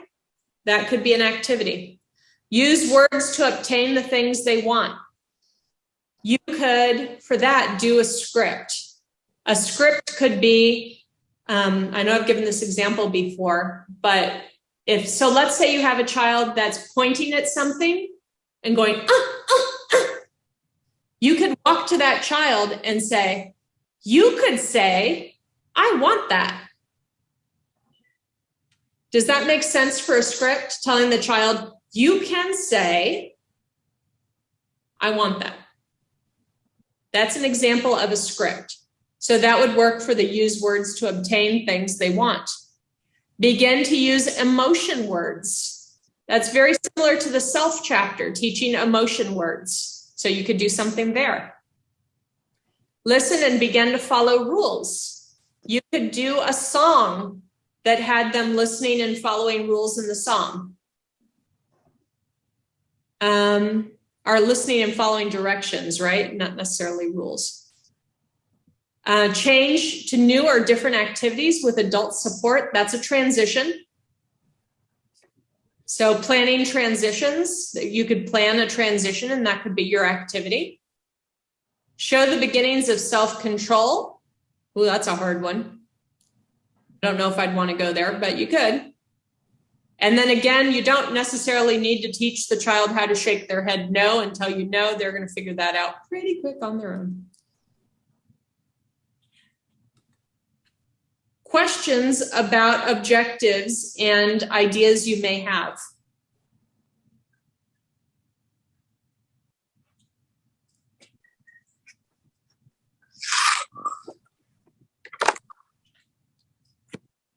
Okay, I want to let you all know that for the next 2 weeks, we are not having class. Our next class is March 26th. In order to help the people that are very behind in their writing, I am not going to send that letter, that email telling you what you're missing again until like the 25th. Okay? That gives you a whole, 2 weeks of catch-up time. So hopefully on the 25th, when you and your director look at it, it says they're caught up. That's my goal for you, to catch up. If you need additional support, ways you can get support. You can, number one, talk to me. Stay on for a study hall and say, I need help working through this. If it's something we've already covered a long time ago, I may send you back to that video. So you get it there as well. You can talk to your director. So you could say, director, I need to do all these writing assignments. I'm not able to do them at home. Is there a time during the week that you could tag me out so I can work on them? That's a possibility. Some of you have teachers at your center that are also taking this class. They could also be a support to you.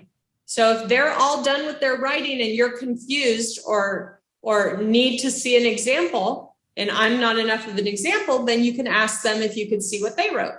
You can't copy it, but you can just see an example of what they wrote. You have options. Don't put it off just because you're unsure, because if you put it off, that is a lot of writing. And you're not going to do good work because you're going to want to do everything in 5 minutes at the end, and it's not going to be good. It is a minute from 12. Does anybody have any questions or anything you'd like to talk about? I would like to just say that I am willing to help try to answer any questions, because I know I ask a lot of questions and I text you and ask questions. So I can put my phone number in the chat if anyone wants to text me. That's very kind of you, Heather. I can try to help out, or if not, I can at least go through you and get the correct answer. So for some reason, some people don't like reaching out to me and asking a question. I mean, you do, but I swear I don't bite. I got over that like when I was nothing. Thank you, Heather. If you need to stay on and ask any questions, we can do that. Do you all want to take 5 minutes for the people that want to take a little break? For everybody else, I will see you on March 26th. I hope you have a delightful break and you use 2 Saturdays to the fullest and have a lovely break. Oh my goodness. Worked hardcore so far, y'all.